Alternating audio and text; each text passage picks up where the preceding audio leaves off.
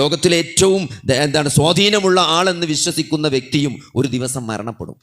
അപ്പോൾ എന്താണ് വിചാരിച്ചോളൂ, ഇന്ന് മരണപ്പെട്ടാൽ ഈ ഭൂമിയുടെ ഘടനക്കോ ഈ ലോകത്തിലെ കാര്യങ്ങൾക്കോ യാതൊരു മാറ്റം ഉണ്ടാവില്ല. അവർ മരിച്ചാലും സൂര്യൻ കിഴക്കുദിക്കും, അവർ മരിച്ചാലും സൂര്യൻ പടിഞ്ഞാറ് അസ്തമിക്കും. അല്ലേ, ഈ കരിപ്പൂർ എയർപോർട്ടിലെ അല്ലെങ്കിൽ കൊച്ചി എയർപോർട്ടിലെ ഈ ലോകത്തിലെ ഒരു എയർപോർട്ടിലെ വിമാനങ്ങൾ പോലും എന്ത് ചെയ്യൂല, മുടങ്ങൂല. ഷെഡ്യൂൾ ചെയ്ത ഒരു ഫ്ലൈറ്റ് പോലും എന്ത് ചെയ്യൂല, ഒരാൾ മരിച്ചതിൻ്റെ പേരിൽ ക്യാൻസൽ ചെയ്യപ്പെടൂല. അത്രയും നിസ്സാരനാണ് മനുഷ്യൻ. ആർക്ക് മാത്രമേ നഷ്ടമുള്ളൂ? നമ്മൾ പറയും സഹോദരങ്ങളെ, ആർക്കേ നഷ്ടമുള്ളൂ? മരിച്ചു പോണ ആൾക്ക് മാത്രമേ സത്യത്തിൽ നഷ്ടമുള്ളൂ. നമ്മൾ പറയും നമ്മളെ വാപ്പ മരിച്ചാൽ, അല്ലേ, ഞാൻ മരിച്ചാൽ എൻ്റെ കുട്ടികൾ എന്ത് ചെയ്യും? പലപ്പോഴും ആളുകൾ പറയുന്ന ഒരു വാക്കാണ്, ഞാൻ മരിച്ചാൽ എൻ്റെ കുട്ടികൾ എന്താ ചെയ്യുക, എൻ്റെ ഭാര്യ എന്ത് ചെയ്യും? അതൊക്കെ ഒരു തോന്നലാണ് സഹോദരങ്ങളെ, തോന്നലാണ്. ഒരു പക്ഷേ നമ്മളുള്ളതിനേക്കാൾ നന്നായി അവർ ജീവിച്ചെന്നിരിക്കും. അല്ലേ, ഒരു പെരയ്ക്ക് ഒരു കിറ്റ് കൊണ്ടേ കൊടുക്കാൻ പോവാണ്. അല്ലേ, ഇപ്പോൾ എല്ലാവരും റമദാനിനൊക്കെ കിറ്റ് കൊടുത്തിട്ടുണ്ടാവും. കഴിവുള്ളവരൊക്കെ ഒരു വീട്ടിലേക്ക് ഒരു കിറ്റ് കൊണ്ടേ കൊടുക്കാൻ പോകുമ്പം ആ വീട് എത്തീമക്കളെ വീടാണ്, അവിടുത്തെ വാപ്പ മരിച്ചിട്ടുണ്ട്, അവിടെ കുറേ എത്തീം കുട്ടികളുണ്ട്. അപ്പോൾ സ്വാഭാവികമായി എല്ലാ സംഘടനക്കാരും ആ വീട്ടിലേക്ക് കിറ്റ് കൊണ്ടേ കൊടുക്കുകയാണ്. അപ്പോൾ അതിൻ്റെ അപ്പുറത്തൊരു വീട്ടിലൊരു ഉമ്മ ഉണ്ട്. ആ ഉമ്മ ഇങ്ങനെ നമ്മളെന്താ പറയുക, ആ ചേറ്റടിമ ഇരുന്നിട്ട് നമ്മൾ കൊലായ്മ ഇരുന്നിട്ട് ഇങ്ങനെ കാണുകയാണ്. എന്ത്, എത്തീമക്കളെ വീട്ടിലേക്ക് ആൾക്കാർ ഇങ്ങനെ കിറ്റ്, ഓരോ സംഘടനക്കാരും ഇങ്ങനെ കിറ്റ് കൊണ്ടുവന്ന് കൊടുക്കുകയാണ്. അപ്പം ഉമ്മ ചോദിക്കുകയാണ്, ഞങ്ങൾക്ക് കിറ്റൊന്നും ഇല്ലേന്ന്, ഞങ്ങൾക്ക് കിറ്റില്ലേന്ന്. അപ്പോൾ ആ ഉമ്മാൻ ആരും കണക്ക് കൂട്ടിയിട്ടില്ല. കാരണം എന്താ വെച്ചാൽ ആ ഉമ്മാൻ്റെ ഭർത്താവ് ജീവിച്ചിരിക്കുന്നുണ്ട്. ആ ഉമ്മ പറഞ്ഞൊരു വാക്കുണ്ട്, ഇവിടെ ഒരു മനുഷ്യനുണ്ട്, അയാൾ മരിച്ചതല്ല, അയാൾ ഇനി മരിക്കണതാ നല്ലത്. അയാൾ ഉണ്ടായിട്ട് ഒരു കാര്യമില്ല, ഒരു പണിക്ക് അയാൾ പോകില്ല. ആലോചിച്ച് നോക്കി, ഒരു പണിക്ക് പോകില്ല. ഇവിടെ ഇങ്ങനെ ബീഡിയൽച്ചി കൊലായ്മ കുത്തിരക്കും. ഈ മനുഷ്യൻ ഇവിടെ കുത്തിരക്കുന്നതുകൊണ്ട് ഒരു കിറ്റ് ആരും ഇങ്ങോട്ട് കൊണ്ടുവരില്ല, ഒരു കിറ്റും ഒരാളും ഇങ്ങോട്ട് കൊണ്ടുവരില്ല. ഇയാളൊന്ന് മരിച്ചെങ്കിൽ കുറച്ച് കിറ്റെങ്കിലും ഇവിടെ കിട്ടീനു. അതുകൊണ്ട് നമുക്കൊരു തോന്നലാണ് സഹോദരങ്ങളെ, നമ്മളുള്ളതുകൊണ്ടാണ് ഇതൊക്കെ. നമ്മളുണ്ടായാൽ, നമ്മളെവിടെ നിന്നാണ് പോയാൽ നമ്മളെ കുട്ടികളെ കാര്യമൊക്കെ കുറച്ച് മോശമാവും, അല്ലെങ്കിൽ ഓരോ ഞാരാ നോക്കുക, എൻ്റെ പെണ്ണുങ്ങൾക്ക് വിഷമാവും. അതൊക്കെ തോന്നലാണ്. ഒന്നോ രണ്ടോ മാസമോ ഒരാഴ്ചയ്ക്ക് അതൊക്കെ ഉണ്ടാവുള്ളൂ. മനുഷ്യൻ്റെ മനസ്സ് അങ്ങനെയാണ് അള്ളാഹു സംവിധാനിച്ചിട്ടുള്ളത്. ഒരാൾ മരിച്ചതിൻ്റെ പേരിലൊന്നും ഇവിടെ ആരും കാലാകാലം ഒരാളും തന്നെ ദുഃഖിച്ചിട്ടില്ല. നമ്മളെ ഖബർ കാണുമ്പോഴോ അല്ലെങ്കിൽ നമ്മളെന്തെങ്കിലും ഡ്രസ്സോ ഒക്കെ ആ കാണുമ്പോൾ ചിലപ്പോൾ 1-2 സെക്കൻഡ് അല്ലെങ്കിൽ ചെറിയ കണ്ണുന്നൊക്കെ ഒരു വെള്ളം വരുന്നല്ലാതെ സഹോദരങ്ങൾ അതിനപ്പുറത്തൊന്നും ഒന്നും ഇവിടെ സംഭവിക്കൂല. അതുകൊണ്ട് നമ്മൾ ആലോചിക്കേണ്ടത് നമുക്ക് മാത്രമാണ് നഷ്ടം. അത് നമ്മൾ ആലോചിക്കണം. മരിച്ച സഹോദരങ്ങളെ നമുക്ക് മാത്രമാണ് നഷ്ടം. ഞാൻ ഈ തുടങ്ങിയത് എന്താ വെച്ചാൽ അള്ളാഹുവിൻ്റെ ഒരു ഔദാര്യമാണ്. അള്ളാഹു നമ്മളോട് കാണിച്ച ഏറ്റവും വലിയ ഔദാര്യമാണ് ഈ റമദാന്. നമുക്ക് നമ്മൾ ഈ റമദാനിൽ ഇബാദത്ത് ചെയ്യാൻ, നോമ്പ് നോൽക്കാൻ അള്ളാഹു നമ്മളെ ഈ റമദാനിന് സാക്ഷിയാക്കി എന്നത് ജീവിതത്തിലെ ഏറ്റവും വലിയ ഒരു ഔദാര്യമാണ് എന്ന തിരിച്ചറിവ് ആർക്കാണോ സഹോദരങ്ങളെ ഉണ്ടായിട്ടുള്ളത് അവരാണ് വിജയിച്ചവർ. ആ മനസ്സിനെ ആർക്കാണോ ഈ റമദാനിൽ ഉടനീളം നിലനിർത്താൻ സാധിച്ചിട്ടുള്ളത് അത് വല്ലാത്ത ഒരു അറിവാണ്. നിങ്ങൾ ആലോചിച്ച് നോക്കി, അള്ളാഹിൻ്റെ റസൂല് മിമ്പർമൻ കയറി നിൽക്കുകയാണ്. സഹാബത്ത് മുഴുവനും നബിൻ്റെ വായിൽ നിന്ന് വരുന്നത് കേൾക്കാൻ വേണ്ടി സാഗൂതം ശ്രദ്ധിച്ച് നിൽക്കുകയാണ്. നബി സല്ലല്ലാഹു അലൈഹി വസല്ലം ഒന്നും സംസാരിക്കുന്ന നബി സൈലൻ്റ് ആകുകയാണ്, ഒന്നും കേൾക്കണില്ല. നബി സംസാരം നിർത്തിയേക്കാണ്, ഒന്നും കേൾക്കണില്ല. ആകെ പുറത്തേക്ക് വന്നത് എന്താ, നിങ്ങൾ 3 ആമീൻ മാത്രമാണ്. ആമീൻ. അങ്ങനെ 3 വട്ടം നബി ആമീൻ പറഞ്ഞു. എന്തിനാണ് ആമീൻ പറഞ്ഞത് എന്ന് സഹാബത്തിന് മനസ്സിലായിട്ടില്ല. മിമ്പറിൽ നിന്ന് ഇറങ്ങിയപ്പം തന്നെ സഹാബത്ത് ചോദിച്ചു, എന്തിനാണ് നബിയെ നിങ്ങൾ 3 വട്ടം ആമീൻ പറഞ്ഞതെന്ന് ചോദിച്ചപ്പോഴേ നബി സല്ലല്ലാഹു അലൈഹി വസല്ലം പറഞ്ഞ എന്താ, നിങ്ങൾ ജിബ്രീൽ പ്രാർത്ഥിച്ചു. ഒരു റമദാൻ കഴിഞ്ഞു പോയിട്ട് പാപങ്ങൾ പൊറുക്കപ്പെടാത്തൊരു മനുഷ്യൻ, അല്ലേ, ഒരു റമദാനിൽ നമുക്ക് ഹാജരാകാൻ പറ്റി, നോമ്പ് നോക്കാൻ പറ്റി, പക്ഷേ ആ റമദാൻ കഴിഞ്ഞു പോയിട്ടും നമ്മൾ അക്കൗണ്ടിലെ പാപങ്ങൾ പൊറുക്കപ്പെടാതെ കിടക്കുന്ന ഒരു മനുഷ്യനെ കുറിച്ച് അവൻ നശിക്കട്ടെ എന്ന് ജിബ്രീൽ അലൈഹിസ്സലാം പ്രാർത്ഥിച്ചപ്പം മിമ്പറന്ന് അള്ളാഹുവിൻ്റെ റസൂൽ ആമീൻ പറഞ്ഞു. ഒരു ശാപ പ്രാർത്ഥനക്ക്, ഒരു ശപിക്കട്ടെ, എൻ്റെ ഉമ്മത്തിലെ ചില ആളുകളെ ശപിക്കട്ടെ എന്ന് ആരാ പ്രാർത്ഥിക്കണ്? മലക്കുൽ മുക്കറമായ ജിബ്രീലാണ് പ്രാർത്ഥിക്കുന്നത്. എവിടുന്നാണ് ആമീൻ പറയുന്നത്? മിമ്പറമെന്നാണ് നബി സല്ലല്ലാഹു അലൈഹി വസല്ലം ആമീൻ പറയുന്നത്. അത് വല്ലാത്ത ഗൗരവമുള്ള വിഷയമാണ്. കാരണം എന്താ പറയുക, നബി സല്ലല്ലാഹു അലൈഹി വസല്ലമ പൊതുവേ ശാപ പ്രാർത്ഥനക്ക് ആമീൻ പറയാത്ത ആളാണ്. നബി സല്ലല്ലാഹു അലൈഹി വസല്ലമ ഉമ്മത്തിനെ ശപിക്കാത്ത ആളാണ്. കാരണം ആയിഷ റളിയല്ലാഹു അൻഹ ഒരിക്കൽ ചോദിക്കുന്നുണ്ട് നബിനോട്.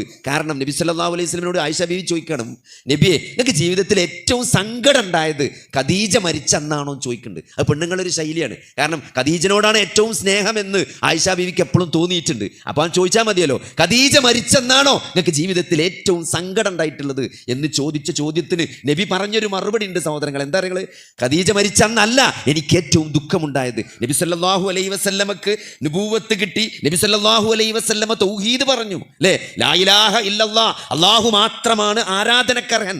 അള്ളാഹുവിനെ പറ്റി അറിയാത്ത ആളുകളോടല്ല അള്ളാഹിനെ പറ്റി പറഞ്ഞെടുക്കുന്നത്. അള്ളാഹ് ആരാണെന്നും അള്ളയാണ് ഈ പ്രപഞ്ചമുണ്ടാക്കിയത്, ആകാശഭൂമികളെ സൃഷ്ടിച്ചത് അള്ളാഹുവാണ്, ജീവിപ്പിക്കുന്നത് അള്ളാഹുവാണ്, മരിപ്പിക്കുന്നത് അള്ളാഹുവാണ്, രോഗം സുഖപ്പെടുത്തുന്നത് അള്ളാഹുവാണ്, മഴ പെയ്യിക്കുന്നത് അള്ളാഹുവാണ് എന്നറിയുന്നൊരു കൗമിനോടാണ് അള്ളാഹുവിനെ മാത്രമേ നിങ്ങൾ ആരാധിക്കാൻ പാടുള്ളൂ, അള്ളാഹിനെ വിളിച്ച് പ്രാർത്ഥിക്കാൻ പാടുള്ളൂ, നിങ്ങൾ ലാത്തനെയും മനാത്തനെയും വിളിക്കരുത് കേട്ടോ എന്ന് സഹോദരങ്ങളോട്, അല്ലേ, കുടുംബക്കാരോട്, നാട്ടുകാരോട് പറയാണ്. അത് പറഞ്ഞപ്പോൾ അതുവരെ നബി സല്ലല്ലാഹു അലൈഹി വസല്ലമനെ സ്നേഹിച്ച ആളുകൾ എന്തിന് അൽ അമീൻ എന്നാണ് നബിനെ ഒരു വിളിച്ചത്. അൽ അമീൻ, ആ അൽ അമീൻ വിശ്വസ്തൻ എന്ന് നബിനെ വിളിച്ച് നബിനെ സ്നേഹിച്ചിരുന്ന ആ ജനത നബിയെ വെറുക്കാണ്. നിങ്ങൾ ആലോചിക്ക്, നബിയെ വെറുക്കാണ്, നബിയെ കല്ലെറിയാണ്, നബിയെ ഉപദ്രവിക്കാണ്, നബിയെ ബഹിഷ്കരിക്കാണ്, എല്ലാ തരത്തിലും നബിയെ പ്രയാസപ്പെടുത്തി. അപ്പോൾ നബി സല്ലല്ലാഹു അലൈഹി വസല്ലം എന്തെങ്കിലും ഒരു അഭയം എവിടുന്നെങ്കിലും കിട്ടുമോ എന്ന് നോക്കാൻ വേണ്ടി നബി സല്ലല്ലാഹു അലൈഹി വസല്ലം തായിഫിലേക്ക് പോവുകയാണ്. തായിഫിലേക്ക് പോയിട്ട് നബിൻ്റെ കുടുംബക്കാരുണ്ട് അവിടെ, ഓരോ വീട്ടിലും നബി സല്ലല്ലാഹു അലൈഹി വസല്ലം കയറിയെന്നാണ്. തായിഫിലെ ഓരോ വീട്ടിലും ഞാൻ അഭയം ചോദിച്ചു, പക്ഷേ അവരൊന്നും എനിക്ക് അഭയം നൽകിയില്ല. അങ്ങനെ തായിഫിൻ്റെ തെരുവിൽ വെച്ച് അവിടുത്തെ കുട്ടികൾ, തെരുവിലെ കുട്ടികൾ നബിയെ കല്ലെറിഞ്ഞു, നബിക്ക് മുറിവേറ്റു, രക്തം വാർന്ന് നബി സങ്കടപ്പെട്ടിരിക്കുകയാണ്. അതാണ് നബിക്ക് ജീവിതത്തിലുണ്ടായ ഏറ്റവും വലിയ സങ്കടം. ആ സമയത്ത് അവിടെ ജിബ്രീൽ വന്ന് ചോദിക്കുന്നുണ്ട്, ഈ മല മറിച്ചിടാൻ, ഈ സമൂഹത്തിന്റെ മുകളിൽ ഈ മല കമിഴ്ത്തിയിടാൻ അള്ളാഹു താങ്കൾക്ക് അനുവാദം നൽകിയിട്ടുണ്ട്, നിങ്ങൾ സമ്മതിച്ചാൽ അത് ഇവിടെ ഒപ്പം നടക്കുന്നതാണ്. അള്ളാഹുവിന്റെ റസൂൽ എന്താ പറഞ്ഞത്? വേണ്ടെന്നാണ്. വേണ്ട, ഇവരുടെ പിന്മുറക്കാരിൽ നിന്ന് ഒരാളെങ്കിലും തൗഹീദ് ഉൾക്കൊണ്ടാൽ അതാണ് ഖൈർ എന്ന് പറഞ്ഞ നബി സല്ലല്ലാഹു അലൈഹി വസല്ലമ അതിനെ ഒഴിവാക്കുകയാണ് ചെയ്തത്. അത്രയും കാരുണ്യവാനായ നബി സല്ലല്ലാഹു അലൈഹി വസല്ലമ ശപിച്ചുകൊണ്ട് ആമീൻ പറഞ്ഞിട്ടുണ്ട്. സഹോദരങ്ങളെ, ഒരു റമദാൻ കഴിഞ്ഞു പോയിട്ട് പാപങ്ങൾ പൊറുക്കപ്പെടാതെ പോകുക എന്നുള്ളത് അത് വലിയ ഗൗരവമുള്ള വിഷയമാണ്. അതുകൊണ്ട് റമദാനിൻ്റെ തുടക്കത്തിലാണ് നമ്മൾ നിൽക്കുന്നത്. ആ ഒരു ആറ്റിറ്റ്യൂഡോടുകൂടി, ആ ഒരു സമീപനത്തോടുകൂടി നമുക്ക് റമദാനിനെ വരവേൽക്കാൻ സാധിക്കേണ്ടതുണ്ട്. എന്താണ് സഹോദരങ്ങളെ റമദാൻ? നേരത്തെ പറഞ്ഞല്ലോ, ജീവിതം എന്നതൊരു യാത്രയാണ്. ശരിക്കും ആ യാത്ര എന്താണ്? എല്ലാവരും പറയും യാത്രയാണെന്ന്, പക്ഷേ ഒരു വിശ്വാസിയെ സംബന്ധിച്ചിടത്തോളം അത് വളരെ ലളിതമായ, വളരെ കൃത്യമായ ഒരു യാത്രയാണ്. എന്താണത്? അള്ളാഹുവിലേക്കുള്ള യാത്രയാണ്. കാരണം ജീവിതത്തിലെ ഓരോ പ്രതിസന്ധികളും, അത് ചെറുതാകട്ടെ വലുതാകട്ടെ, അത് നമ്മളെ ഓർമ്മപ്പെടുത്തുന്ന അതാണ്. ഇപ്പോൾ ഓപ്പറേഷൻ തിയേറ്ററിൽ ഇടയ്ക്ക് കറണ്ട് പോകും. അപ്പോൾ ചിലപ്പം ഇൻവെർട്ടറൊക്കെ വർക്ക് ചെയ്യും, ചില സമയത്ത് ഇൻവെർട്ടറൊന്നും വർക്ക് ചെയ്യില്ല, അപ്പോൾ ആകെ ഇരുട്ടായി പോകും. അപ്പോൾ നമ്മൾ ഇന്നാ ലില്ലാഹി വ ഇന്നാ ഇലൈഹി റാജിഊൻ എന്നാണ് ഒരു വിശ്വാസി ചെല്ലേണ്ടത്. പക്ഷേ ഞാൻ ചെല്ലുമ്പം ചിലപ്പോൾ കൂടുതലുള്ള സിസ്റ്റർ അല്ലെങ്കിൽ വേറെയുള്ള OT സ്റ്റാഫൊക്കെ ചോദിക്കും, എന്താ ആരപ്പം അവിടെ മരിച്ചതെന്ന് ചോദിക്കും. ആരപ്പം അവിടെ മരിച്ചത്? അവരെ മരിച്ചുമ്പോൾ ചെല്ലാനുള്ളതല്ല ഇന്നാ ലില്ലാഹി വ ഇന്നാ ഇലൈഹി റാജിഊൻ. ഒരു മുസീബത്ത് ഉണ്ടാകുമ്പം, ഒരു ഇടങ്ങേറുണ്ടാകുമ്പം, മനസ്സിന് ചെറിയൊരു വിഷമം ഉണ്ടാകുമ്പം, ശരീരത്തിന് ചെറിയൊരു പ്രയാസം ഉണ്ടാകുമ്പം, ഇദാ അസാബത്തുഹും മുസീബത്തുൻ ഖാലു ഇന്നാ ലില്ലാഹി വ ഇന്നാ ഇലൈഹി റാജിഊൻ. ഞാൻ ഇന്ന് രാവിലെ ChatGPT വെറുതെ എന്താണ് ജീവിതത്തിൻ്റെ ലക്ഷ്യം എന്താണ് ഖുർആൻ പറയുന്നത് എന്ന് ChatGPT ചോദിച്ചപ്പം ChatGPT ഒരു 5-6 പോയിന്റ് ഇങ്ങനെ ഇട്ടുന്നു. ഒന്ന്, അള്ളാഹുവിനെ മാത്രം ആരാധിക്കലാണ്. 2, ജീവിതം പരീക്ഷണമാണ്. എല്ലാത്തിനും ആയത്തുണ്ട്. ആദ്യത്തിന് സൂറത്തു ദാരിയാത്തിലായത്ത്, രണ്ടാമത്തിന് സൂറത്തു മുൽക്കിലായത്ത്, ഓരോന്നിനും ആയത്ത് കിട്ടുന്നു. അവസാനം ChatGPT അവസാനത്തെ പോയിന്റ് എന്താ പറയുന്നത്? റിട്ടേൺ ടു അള്ളാഹ് എന്നാണ്. അള്ളാഹുവിലേക്കുള്ള മടക്കാണ് ജീവിതം എന്ന് പറഞ്ഞാൽ. ഈ ജീവിതത്തിൻ്റെ ലക്ഷ്യം അതാണ്. അള്ളാഹു അങ്ങനെ ഇന്നാ ലില്ലാഹി വ ഇന്നാ ഇലൈഹി റാജിഊൻ എന്ന് പറഞ്ഞാൽ എന്താ? ഒരു മുസീബത്ത് ഉണ്ടാകുമ്പോൾ നമ്മൾ എന്താണ് ആലോചിക്കേണ്ടത്? അള്ളാഹുവിലേക്ക് തിരിച്ചു പോകേണ്ടവനാണ് ഒരു വിശ്വാസി. അതുകൊണ്ട് ഒരു പേടിയും പേടിച്ചണ്ട. എല്ലാം പടച്ചോൻ കാണുന്നുണ്ട്, എല്ലാം പടച്ചോൻ അറിയുന്നുണ്ട്, ഒക്കെ പടച്ചോൻ തന്ന തന്നെയാണ്. അതുകൊണ്ട് എന്തുണ്ടാവും? ഇതിനൊക്കെ പടച്ചോൻ ഒരു റിട്ടേൺ തരും. ഇതിനൊക്കെ ഇരട്ടിക്കിരട്ടിയായി പടച്ചോൻ തരുമെന്ന് വീണ്ടും നമ്മളെ അള്ളാഹു ഓർമ്മപ്പെടുത്തുകയാണ്. അതാണ് ചെറിയൊരു പ്രയാസം ഉണ്ടാകുമ്പം ഇന്നാ ലില്ലാഹി വ ഇന്നാ ഇലൈഹി റാജിഊൻ ചെയ്യുന്നത്. ഏറ്റവും വലിയ പ്രയാസം എന്താ? മരിച്ചു പോകുക എന്നുള്ളതാണല്ലോ ആൾക്കാരെ സംബന്ധിച്ചിട്ടും. അപ്പോഴും ഇന്നാ ലില്ലാഹി അങ്ങോട്ടാണ് പോണത്, പടച്ചോൻ്റെ അടുത്തേക്കാണ് പോണത്. എങ്ങനെ നമ്മൾ ചുട്ട് കരിച്ചാലും സഹോദരങ്ങളെ, എങ്ങനെ ഫ്ലൈറ്റിൽ നമ്മൾ ആക്സിഡൻ്റ് ആയി ഒരു പീസ് പോലും നമുക്ക് മറവ് ചെയ്യാൻ കിട്ടിയിട്ടില്ലെങ്കിലും നാളെ അള്ളാഹുവിൻ്റെ മുമ്പിൽ ഇതേപോലെ ഹാജരാക്കപ്പെടുന്ന ഒരു തിരിച്ചു പോക്കുണ്ട്, ഒരു തിരിച്ചു വരവുണ്ട് എന്ന യാഥാർത്ഥ്യത്തെക്കുറിച്ചാണ് വിശുദ്ധ ഖുർആൻ നമ്മളെ ഓർമ്മപ്പെടുത്തുന്നത്. അതുകൊണ്ട് ഇതൊരു യാത്രയാണ്. ജീവിതമാകുന്ന യാത്രയിലെ ഏറ്റവും നന്നായി നമുക്ക് ഉപമിക്കാൻ പറ്റിയത് റമദാൻ എന്നത് അള്ളാഹുവിലേക്കുള്ള യാത്രയുടെ ഒരു ടെസ്റ്റാണ്. അള്ളാഹുവിലേക്കുള്ള യാത്ര നമുക്ക് നന്നാക്കാനുള്ള അള്ളാഹുവിൻ്റെ വലിയൊരു അവസരം. ആലോചിച്ച് നോക്കി, സ്വർഗത്തിൻ്റെ കവാടങ്ങൾ മുഴുവനും തുറന്നു കിടക്കുക, നരകത്തിൻ്റെ കവാടങ്ങൾ അടച്ചു കിടക്കുക, പിശാചുക്കളെ ബന്ധിച്ചേക്കുക. എന്നിട്ട് വിളിച്ചു പറയാണ്, യാ ബാഇയൽ ഖൈർ, അല്ലയോ നന്മയുടെ ആളുകളെ മുന്നോട്ട് വരൂ, അല്ലയോ തിന്മയുടെ ആളുകളെ അവിടെ നിന്നോളി എന്ന് മലക്കുകൾ പ്രഖ്യാപിക്കുക. അള്ളാഹു വിളിച്ചു പറയാം. ഇങ്ങനെ സകല സംവിധാനങ്ങളും നന്മക്ക് ഇരട്ടിക്കിരട്ടിയായി പ്രതിഫലം. ഇബ്നു ഹിബ്ബാന്റെ ഒരു ഹദീസ് കാണാം. എന്താണ്, ഒരാൾ നബിൻ്റെ അടുത്ത് വന്ന് ചോദിക്കണം. അപ്പോൾ നമ്മളിങ്ങനെ ഞാൻ പിടക്കം ആലോചിച്ചു, നമ്മളിപ്പോൾ ഈ റമളാന് ചിലപ്പോൾ നമുക്ക് തിരക്കിൽ പെട്ടുകൊണ്ട് ചിലപ്പോൾ ഓതാനും കൂടി പറ്റാത്ത തിരക്കിലൊക്കെ ചില ദിവസങ്ങൾ നമ്മൾ കുടുങ്ങലുണ്ട്. അപ്പോൾ നമ്മളൊക്കെ റബ്ബേ റമളാൻ ഇങ്ങനെ നോമ്പ് നോറ്റ് ഇതൊക്കെ ഇപ്പം ഇനിയിപ്പോൾ എന്താവും, ഈ റമളാനൊക്കെ നമുക്ക് ഉപയോഗപ്പെടുത്താൻ പറ്റാതെ പോകുമോ, അങ്ങനെയൊക്കെ സഹോദരങ്ങളെ ജോലി തിരക്കുണ്ടെങ്കിൽ മാറ്റി വെക്കാൻ പറ്റാത്ത തിരക്കുണ്ടെങ്കിൽ നിങ്ങൾ നിരാശപ്പെടേണ്ട. ഇബ്നു ഹിബ്ബാന്റെ ഒരു ഹദീസ് കാണാം. ഒരാൾ വന്നിട്ട് നബിനോട് ചോദിക്കണം, അല്ലയോ പ്രവാചകരെ, എന്താണ്, ഞാൻ അള്ളാഹനെ മാത്രം ആരാധിക്കുള്ളൂ, ഞാൻ 5 നേരം നിസ്കരിക്കും, ഞാൻ റമളാൻ മുഴുവൻ നോമ്പെടുക്കും, അത്രയാണ് പറഞ്ഞുള്ളൂ, സക്കാത്ത് കൊടുക്കും, ഞാൻ രാത്രി നിസ്കരിക്കും. അപ്പം എന്താ പറഞ്ഞോ, അയാൾ എന്നെക്കുറിച്ച് എന്താണ് നിങ്ങൾ അഭിപ്രായം എന്ന് ചോദിച്ചപ്പം നബി സ്വല്ലല്ലാഹു അലൈഹി വസല്ലം പറഞ്ഞ എന്താ, നിങ്ങൾ ഈ സിദ്ദീഖീങ്ങളിലും ശുഹദാക്കളിലും പെട്ട ആളാണെന്നാണ്. സിദ്ദീഖീങ്ങളിലും ശുഹദാക്കളിലും പെട്ട ആളാണ്. ആരാണ് സഹോദരങ്ങളെ സിദ്ദീഖ്? ആരാണ് സിദ്ദീഖീങ്ങൾ? അള്ളാഹുവിനെയും റസൂലിനെയും സത്യപ്പെടുത്തിയ ആളുകൾ. മഹാനായ അബൂബക്കർ സിദ്ദീഖ് റളിയല്ലാഹുവിനെ കുറിച്ചാണ് അസ്സിദ്ദീഖ് എന്ന് പറഞ്ഞത്. ശുഹദാക്കൾ ആ ദറജയിലാണ് സത്യത്തിൽ. അപ്പോൾ നമ്മൾ കൃത്യമായിട്ട് അള്ളാഹുവിനെ ആരാധിക്കുക, അള്ളാഹുവിനെ മനസ്സിലാക്കുക. ഇപ്പോൾ വിശുദ്ധ ഖുർആനിൽ റമളാനുമായിട്ട് ബന്ധപ്പെട്ട് പറഞ്ഞ ആയത്തുകൾ പരിശോധിച്ചാൽ നമുക്ക് മനസ്സിലാവും. വിശുദ്ധ ഖുർആനിൽ റമളാനുമായി ബന്ധപ്പെട്ട് ഈ റമളാൻ ഒരൊറ്റ സ്ഥലത്തെ വിശുദ്ധ ഖുർആനിൽ പറഞ്ഞിട്ടുള്ളൂ, അല്ലേ? റമളാനിൽ നോമ്പ് നോൽക്കണമെന്ന് ഖുർആനിൽ ഒരൊറ്റ സ്ഥലത്തെ പറഞ്ഞിട്ടുള്ളൂ. സൂറത്തുൽ ബഖറയിലെ ആയത്തിൽ യാ അയ്യുഹല്ലദീന ആമനു കുതിബ അലൈക്കുമുസ് സിയാം കമാ കുതിബ അലല്ലദീന മിൻ ഖബ്ലിക്കും ലഅല്ലക്കും തത്തഖൂൻ. ഒരു മൂന്നായത്ത് ഇങ്ങോട്ട് തുടർച്ചയായിട്ട് പറയുന്നുണ്ട്. പിന്നെ അള്ളാഹു 4-ാമത്തെ ആയത്തായിട്ട് പറയണത് ഫഇദാ സഅലക ഇബാദി അന്നി ഫഇന്നി ഖരീബ്. അല്ലേ? ഖുർആനെ പറ്റി തദബ്ബുർ നടത്തണം എന്ന് പല സ്ഥലത്തും നമ്മൾ കേട്ടതാണ്. നിങ്ങൾ ആലോചിച്ച് നോക്കി, എന്തിനാണ്? പിന്നെ വീണ്ടും 4-ാമത്തെ കഴിഞ്ഞൊരു ആയത്ത് കൂടി ഉണ്ട് റമളാനുമായി ബന്ധപ്പെട്ട്. ഉഹില്ല ലക്കും ലൈലത്ത സിയാമി അർറഫസു ഇലാ നിസാഇക്കും ഹുന്ന ലിബാസുൽ ലക്കും വ അൻതും ലിബാസുൽ ലഹുന്ന എന്ന് പറഞ്ഞിട്ടുള്ള നോമ്പിന്റെ ഹുക്കുമുകളുമായി ബന്ധപ്പെട്ട് കുറച്ച് ഹുക്കുമ് പറയുന്ന ഒരു ആയത്തും കൂടി ഉണ്ട്. ഇത് ഇത്ര ആയത്തെ ആകെ ഖുർആനിൽ റമളാനെ പറ്റി പറഞ്ഞിട്ടുള്ളൂ, ഈ 4 ആയത്തുകൾ. അതിൽ 3 ആയത്ത് പറഞ്ഞതിന് ശേഷം അള്ളാഹു ഒരു ഗ്യാപ്പ് ഇട്ടിട്ട് വേറൊരു ആയത്ത് പറയുന്നുണ്ട്, ഫഇദാ സഅലക ഇബാദി അന്നി ഫഇന്നി ഖരീബ്. അത് കഴിഞ്ഞിട്ടാണ് പിന്നെ ഉഹില്ല ലക്കും ലൈലത്ത സിയാമി റഫസ് എന്നിട്ട് നോമ്പിന്റെ ഹുക്കുമുകളുമായി ബന്ധപ്പെട്ട ഒരു ആയത്ത് പറയുന്നത്. സത്യത്തിൽ എന്തിനാണ് ആയത്ത്? എന്താ അപ്പം അവിടെ പടച്ചോൻ അള്ളാഹുവിനെ, എൻ്റെ അടിമ എന്നെ പറ്റി ചോദിച്ചാൽ നീ പറഞ്ഞു കൊടുക്കണം എന്ത്, ഞാൻ അവരോട് ഏറ്റവും അടുത്തവനാണ്. ഫഇദാ സഅലക ഇബാദി അന്നി ഫഇന്നി ഖരീബ്. വിശുദ്ധ ഖുർആനിൽ യാ അയ്യുഹല്ലദീന ആമനു, അല്ലയോ സത്യവിശ്വാസികളെ എന്ന് പറഞ്ഞത് 84 സ്ഥലത്താണ്. 84 സ്ഥലത്താണ് വിശുദ്ധ ഖുർആനിൽ അല്ലയോ സത്യവിശ്വാസികളെ എന്ന് പറഞ്ഞിട്ട് ഖുർആൻ പറഞ്ഞിട്ടുള്ളത്. അതെപ്പോഴും നമ്മൾ നോക്കിയാൽ മനസ്സിലാകും, ഒന്നുകിൽ അതൊരു കൽപ്പനയാവും, ചെയ്യേണ്ട കാര്യവും, അല്ലെങ്കിൽ ചെയ്യാൻ പാടില്ലാത്തൊരു കാര്യം. ഈ 2 കാര്യത്തെ പറ്റിയാണ് അള്ളാഹു യാ അയ്യുഹല്ലദീന ആമനു എന്ന് പറഞ്ഞിട്ട് പറയാം. 84 സ്ഥലത്താണ്. ഖുർആനിൽ ഏറ്റവും കൂടുതൽ യാ അയ്യുഹല്ലദീന ആമനു പറഞ്ഞ ഏത് സൂറത്തിലാണ്? ഇവിടെയൊക്കെ ഖുർആൻ പഠിച്ച ആൾക്കാരാണ് കുറേ കാലമായിട്ട്. ഏറ്റവും കൂടുതൽ യാ അയ്യുഹല്ലദീന ആമനുള്ള സൂറത്ത് ഏതാ? സൂറത്തു നിസായിൽ അതിനേക്കാളുണ്ട്. ഒന്നുകൂടി നോക്കിയാൽ വലിയ സൂറത്തൊക്കെ നമ്മൾ മറ്റേ ഗുജറാത്തിൽ ചെറിയ സൂറത്തിൽ തോനെ പറഞ്ഞാണ്, പക്ഷേ ഏറ്റവും കൂടുതൽ പറഞ്ഞത് സൂറത്തു നിസായിലാണ്. യാ അയ്യുഹല്ലദീന ആമനു, അല്ലയോ സത്യവിശ്വാസികളെ എന്ന് പറഞ്ഞിട്ട്. ഈ അല്ലയോ സത്യവിശ്വാസികളെ എന്ന് പറഞ്ഞിട്ട് അള്ളാഹു പറഞ്ഞ കുറേ കാര്യങ്ങളുണ്ട്.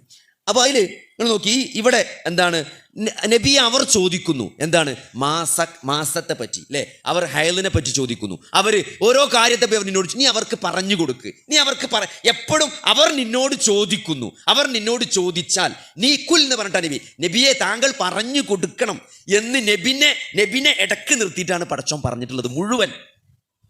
അതായത് അടിമകളുടെ സഹാബത്തിന്റെ സംശയത്തിന്, അള്ളാഹുവിൻ്റെ അടിമകളുടെ സംശയത്തിന് അങ്ങനെ ഖുർആൻ പറഞ്ഞ ആയത്തുകൾ മുഴുവൻ അവർ നിന്നോട് ചോദിക്കുന്നു, നീ അവർക്ക് പറഞ്ഞു കൊടുക്ക് എന്ന് നബിനോടാ പറഞ്ഞത്. നോക്കി, ഈ ഒരൊറ്റ സ്ഥലത്ത് മാത്രം അങ്ങനെ നബിനെ പോലും അള്ളാഹു ഇടയിൽ വെച്ചിട്ടില്ല.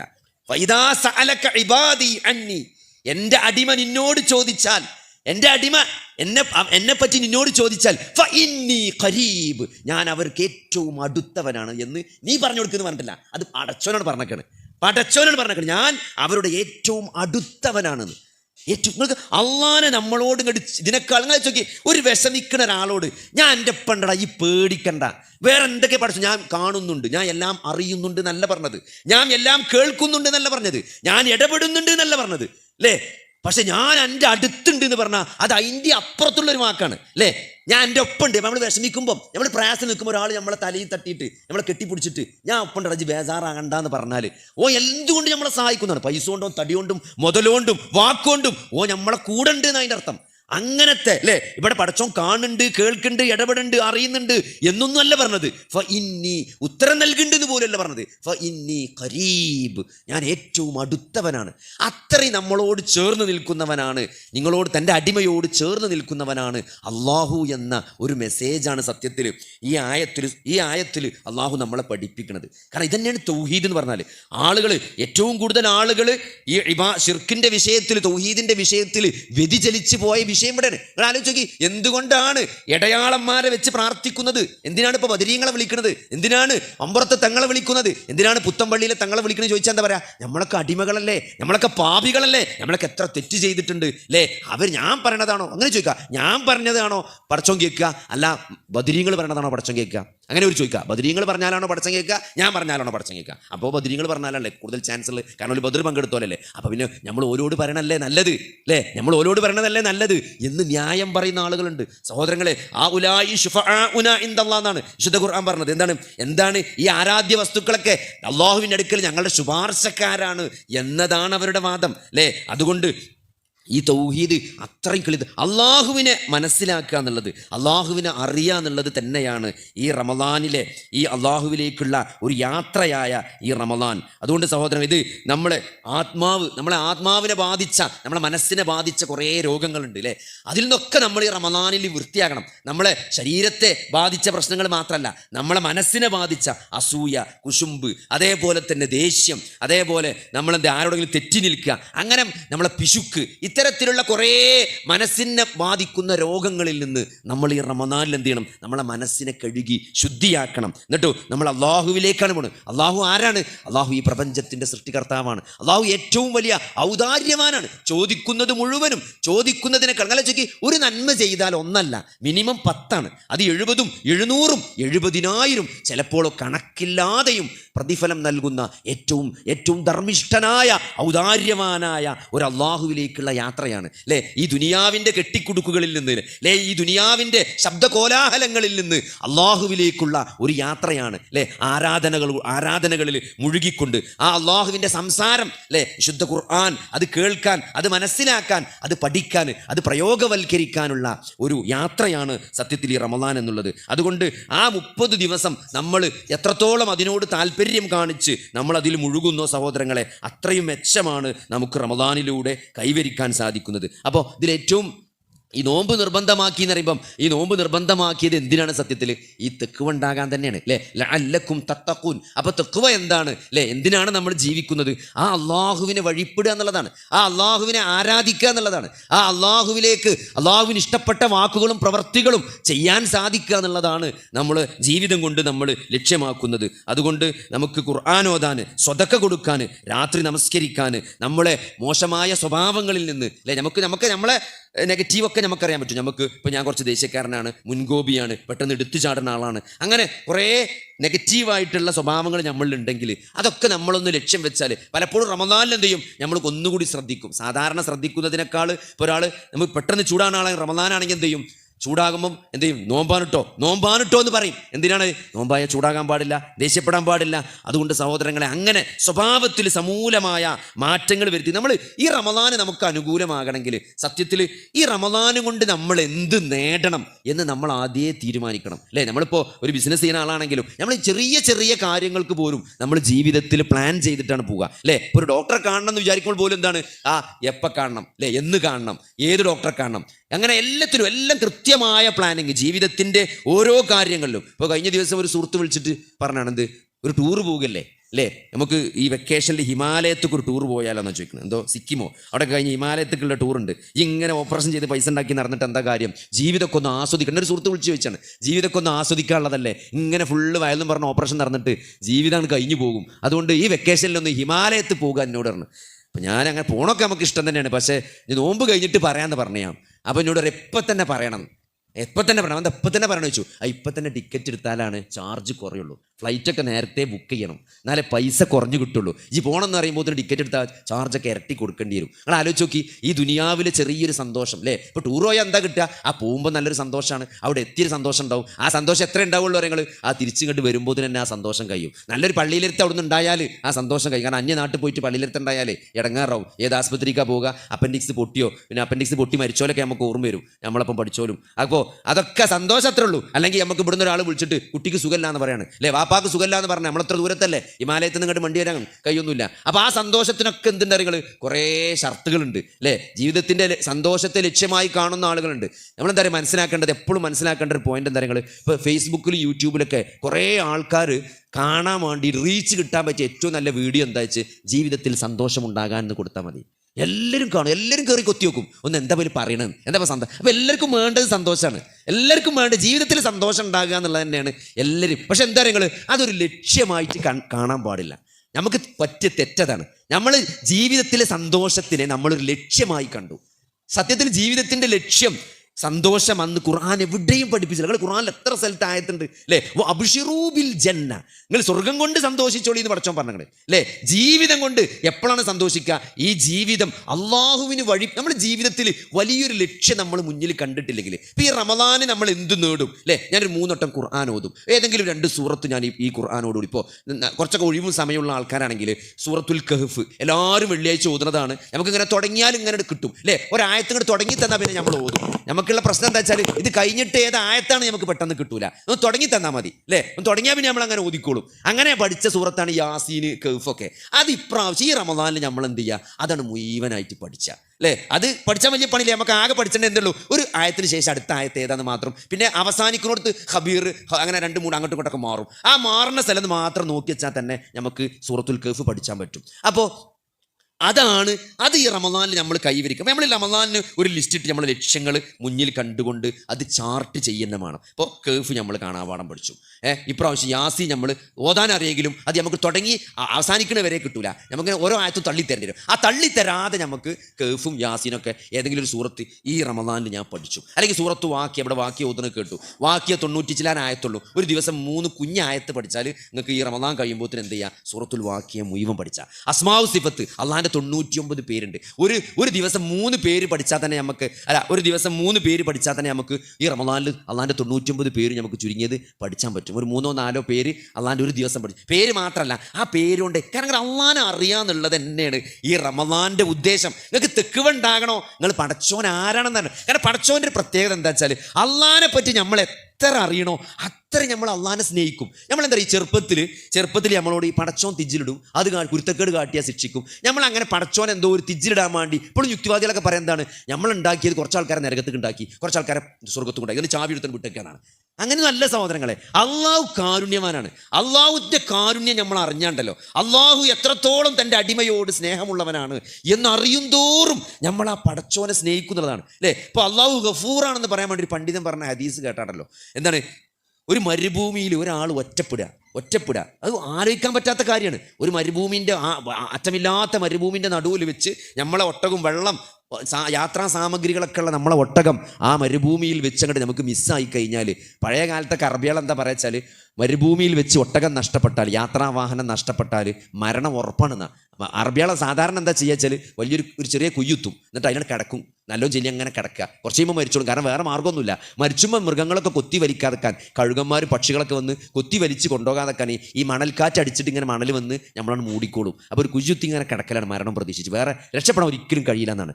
അങ്ങനത്തെ ഒരവസ്ഥയാണ് മരുഭൂമിയിൽ ഒറ്റപ്പെടുക എന്ന് പറഞ്ഞാൽ. അത് ഏറ്റവും നന്നായി അറിയുന്നവരാണ് അറബികൾ. ഓരോടാ പറഞ്ഞ് ഒരാൾ മരുഭൂമിയിൽ ഒറ്റപ്പെടുക ചില ആളെ യാത്ര വാഹനം ഒട്ടകത്തെ കാണാനില്ലാണ്ടായി. അങ്ങനെ ഇയാൾ കുറേ അങ്ങോട്ടും ഇങ്ങോട്ടൊക്കെ നടന്ന് ആ മരുഭൂമിയിൽ എന്തെങ്കിലും കുഴഞ്ഞങ്ങോട്ട് വീണ് ഉറങ്ങിപ്പോയി. അങ്ങനെ ഉറക്കെണീറ്റ് ഇങ്ങനെ അയാൾ നോക്കുമ്പം അയാളെ ഒട്ടകണ്ട് അയാളടുത്ത് ഇങ്ങനെ വന്ന് നിൽക്കണം. ആ ഒട്ടക അയാളടുത്ത് ഇങ്ങനെ വന്ന് നിൽക്കുക. അപ്പം അയാൾക്ക് എത്ര സന്തോഷം ഉണ്ടാവും. എത്ര സന്തോഷം ഉണ്ടാവും അല്ലേ? ഞങ്ങൾക്ക് ക്യാൻസർ ആണെന്ന് പറഞ്ഞ് റിപ്പോർട്ട് എടുത്തിട്ട് ക്യാൻസറാണ്, സ്കാനിങ് എടുത്തിട്ടേ ക്യാൻസറാണ്, അതിൻ്റെ 4ാമത്തെ സ്റ്റേജിലാണ്, നിങ്ങൾ മരിക്കാൻ പോവാണ്, 6 മാസം കൊണ്ട് ഇനി മരിക്കും, അതിൽ കൂടുതലൊന്നും ജീവിക്കൂലെന്ന് പറഞ്ഞ നിങ്ങൾക്ക് അതിൻ്റെ ബയോപ്സി റിപ്പോർട്ട് വരുമ്പം ഇത് ക്യാൻസറേ അല്ല, ഇത് മരുന്ന് കുടിച്ചാൽ മാറണ അസുഖമാണെന്ന് പറയുമ്പം എത്ര സന്തോഷം ഉണ്ടാവും. അതേമാതിരി ജീവിതത്തിലേക്ക് തിരിച്ചു വരിക എന്നാണല്ലോ. മരിച്ചോടുത്തുനിന്ന് നമ്മൾ തിരിച്ചു നടക്കുക എന്ന് പറയില്ലേ, അതാണ് ഇപ്പോൾ ജീവിതത്തിൽ മനുഷ്യന് ഏറ്റവും വലിയ സന്തോഷം. എത്ര വലിയ കോടീശ്വരനാണെങ്കിലും അയാൾ മുഴുവൻ സമ്പത്തും തരുന്നതാണ്. ഞാൻ അറിയുന്നൊരു ഡോക്ടറുണ്ട്, ഞാനൊക്കെ ചെറുപ്പത്തിൽ ഞാൻ ഈ പ്രാക്ടീസ് തുടങ്ങുമ്പോൾ തന്നെ അയാൾ മുട്ടുമാറ്റിന് അതിൽ ഭയങ്കര അഗ്രഗണ്യനായ ചെന്നൈയിലൊരു ഡോക്ടറാണ്. അപ്പോൾ അയാൾക്കിപ്പോൾ ശ്വാസകോശത്തിന് അസുഖം വന്നിട്ട് അയാളെ ശ്വാസകോശവും ഹൃദയവും മാറ്റി വെച്ചിരിക്കണം. ശ്വാസകോശവും ഹൃദയവും മാറ്റി വെച്ചിരിക്കണം. നിങ്ങൾ ആലോചിച്ച് നോക്കി, എത്ര 30 കോടിയൊക്കെയാണ്. 30 കോടിയാണ് ഞാൻ മനസ്സിലാക്കണേ. അയാൾ ജീവിതത്തിൽ മുഴുവൻ ഉണ്ടാക്കിയ സമ്പാദ്യം മുഴുവൻ കൊടുത്തിട്ട് അയാൾ ആ ചികിത്സ എടുത്തു എന്ന് പറയുമ്പം ആ ജീവൻ്റെ വിലയാണത്. ജീവൻ്റെ വില. നമ്മൾ അങ്ങനെയാണ്. നിങ്ങളിവിടെ എത്ര റിച്ചായ ആളാണെങ്കിലും അയാളെ സമ്പാദ്യം മുഴുവൻ കൊടുത്തിട്ടും ജീവൻ നിലനിർത്താൻ പറ്റുമെങ്കിൽ ആൾക്കാരെ ചെയ്യും. അത്രയും വില ഉണ്ട് ഈ ജീവന്. അപ്പം ആ മനുഷ്യന് എത്ര സന്തോഷമുണ്ട്. അള്ളാഹുവിന്റെ റസൂൽ പറയാണ്, ആ മനുഷ്യനെ ഒട്ടകത്തെ കാണുമ്പോൾ ഉണ്ടാണ് ഒരു സന്തോഷമുണ്ട്. അതിനേക്കാൾ സന്തോഷമുണ്ട് ആർക്ക്? അള്ളാഹ്ക്കുണ്ട്. എപ്പോ ഒരടിമ അള്ളാഹുവിലേക്ക് ഖേദിച്ച് മടങ്ങുമോ? ഖേദിച്ച് മടങ്ങാൻ എന്താ? വലിയൊരു കുരുത്തക്കേട് കാട്ടിയിട്ട് ആ കുരുത്തക്കേടാണെന്ന് തിരിച്ചറിവുണ്ടായിട്ട് സങ്കടം വന്നിട്ട് പടച്ചോനിലേക്ക് മടങ്ങുക, അതിനാണ് ഖേദിച്ച് മടങ്ങാറുണ്ട്. ഒരു വലിയ തെറ്റ് ചെയ്തിട്ട്, ഒരു ചെറ്റത്തരം ചെയ്തിട്ട് പിന്നെ തിരിച്ചറിഞ്ഞു, വാണ്ടില്ലേന്ന് തോന്നി, സങ്കടം വന്നു, പടച്ചോനോട് ഏറ്റു പറയാണ്. ആ ഒരു സമയത്ത് പടച്ചോന് അതിനേക്കാൾ സന്തോഷമുണ്ടെന്ന്, അതിനേക്കാൾ സന്തോഷമുണ്ട്. അത്രയും കാരുണ്യവാനായ, അല്ലെങ്കിൽ തൻ്റെ അടിമ ആകാശത്തിൻ്റെ ഉച്ചിയോളം സമുദ്രത്തിലെ നുരയോളം പതയോളം പാപങ്ങൾ ചെയ്തു പോയിട്ടുണ്ടെങ്കിലും ആത്മാർത്ഥമായിട്ടൊന്ന് പശ്ചാത്തപിച്ചാൽ അത് മുഴുവൻ പൊറത്തു തരുന്നവനാണ് എൻ്റെ റബ്ബെന്ന് ഇബ്ലീസ് ശപഥം ചെയ്യുന്നുണ്ട്. ഇബ്ലീസ് പറയുന്നുണ്ട് പടച്ചോനോട്, എൻ്റെ അടിമയെ എന്ത് ചെയ്യും? ഞാൻ നരകത്തിലേക്ക് കൊണ്ടുപോകും, അവനെ കൊണ്ട് ഞാൻ തെറ്റ് ചെയ്യിപ്പിച്ച് കൊണ്ടേയിരിക്കുന്നതാണ്. മരിക്കോളം നമ്മളെ പിന്നാരെ ഇബ്ലീസ് ഉണ്ടാവുന്നതാണ്. എന്നിട്ട് നമ്മൾ തെറ്റ് ചെയ്യിപ്പിച്ച് കൊണ്ടേയിരിക്കുന്നതാണ്. അതിന് പടച്ചോൻ കൊടുത്ത മറുപടി എന്താ? നിങ്ങൾ കുദ്സിയായ ഹദീസിൽ ഇബ്ലീസ് പടച്ചോനെ വെല്ലുവിളിക്കുകയാണ്. എന്ത്? ഞാൻ എൻ്റെ അടിമയെ തെറ്റിക്കുന്നു, അവൻ്റെ മരണം വരെ അവനെ ചെയ്സ് ചെയ്തോ ഞാൻ തെറ്റിക്കുന്നു പറഞ്ഞപ്പം പടച്ചോൻ പറഞ്ഞൊരു മറുപടി ഉണ്ട്. എൻ്റെ അടിമണ്ടല്ലോ, ഓനോട് ഇസ്തിഗ്ഫാർ തേടുന്ന കാലത്തോളം ഞാൻ അവന് പുറത്തു കൊടുത്തുകൊണ്ടേയിരിക്കുന്നതാണ്. പുറത്തു കൊടുത്തുകൊണ്ട് അത്ര തെറ്റ് ചെയ്താലും ഓൻ പശ്ചാത്തപിച്ചാൽ ഞാൻ പുറത്തു കൊടുക്കുന്നതാണ്. പക്ഷെ ആ പശ്ചാത്താപം ആത്മാർത്ഥമാണെന്നുള്ളതാണ്. ഉള്ളിൽ നിന്ന് വരണം, ഖേദം വേണം, സങ്കടം വേണം. സങ്കടം അതന്നെയാണ് ഒരു തെറ്റ് ചെയ്തതിന് ശേഷം ഉണ്ടാകുന്ന ഒരു എന്താ നദ്മത്ത് എന്ന് പറയും, ഖേദം എന്ന് പറയും. അതാണ് സത്യത്തിൽ എന്ത്? അതാണ് സത്യത്തിൽ ആ തൗബന്റെ കാതല് അല്ലേ? നമുക്കൊരു സങ്കടം വന്നു, പറ്റിപ്പോയി എന്ന് തോന്നുന്നു, അതന്നെയാണ് അതിൻ്റെ അസല്. പിന്നെന്ത് ചെയ്യണം? ആ പറ്റിപ്പോയി എന്നതിൽ നിന്ന് നമ്മളെ നിലപാട് നന്നാണം. പിന്നെ ജീവിതത്തിൽ വരാണ്ട നോക്കണം, നന്മ വർദ്ധിപ്പിക്കണം. അപ്പോഴേ ആ തൗബ് സ്വീകരിച്ചു എന്ന് പറയാൻ പറ്റുള്ളൂ. അങ്ങനെ ഒരാൾ എത്ര തെറ്റ് ചെയ്തിട്ടും ആ ഒരു നിലപാട് ഒരാൾക്ക് എടുക്കാൻ കഴിഞ്ഞാൽ അയാളെ പടച്ചോൻ പുറത്തു കൊടുക്കുന്നതാണ്. ഇപ്പം ഈ റമദാൻ തന്നെ എന്ന് വെച്ചു, ഒരു റമദാൻ അടുത്ത റമദാൻ വരെ, ഒരു നിസ്കാരം അടുത്ത നിസ്കാരം വരെ, ഒരു ജുമ അടുത്ത ജുമ വരെ, ഒരു ഹജ്ജ് ജീവിതം മുഴുവനാണ് അല്ലേ? ഒരു ഹജ്ജ് നമുക്ക് നന്നായി ചെയ്യാൻ പറ്റിയാൽ അവിടുന്ന് അങ്ങോട്ട് നമുക്ക് നന്നായി കഴിഞ്ഞതൊക്കെ പടച്ചോൻ പുറത്തുന്നു. അവിടുന്ന് അങ്ങോട്ട് നന്നായി ജീവിച്ചാലോ ആ ജീവിതം തന്നെ നമ്മൾ സാക്ഷാത്കരിച്ചു. ഇത്രയും ഓഫർ വേറെ ആർക്കാ കൊടുക്കാൻ പറ്റുക? ഇത്രയും ഓഫർ ഈ കാരുണ്യവാനായ ഗഫൂറായ റഹ്മാനായ റബ്ബിനല്ലാതെ ആർക്കാണ്? അങ്ങനെ അള്ളാന്റെ ഓരോ സിഫത്തും അതുകൊണ്ട് അസ്മാഉ സിഫത്ത് പഠിക്കുക എന്നുള്ള എന്താ പറയുക? വെറും അള്ളാഹിന്റെ 99 പേരിങ്ങനെ ഉച്ചരിച്ച് സ്വർഗത്ത് പോവല്ല സഹോദരങ്ങളെ.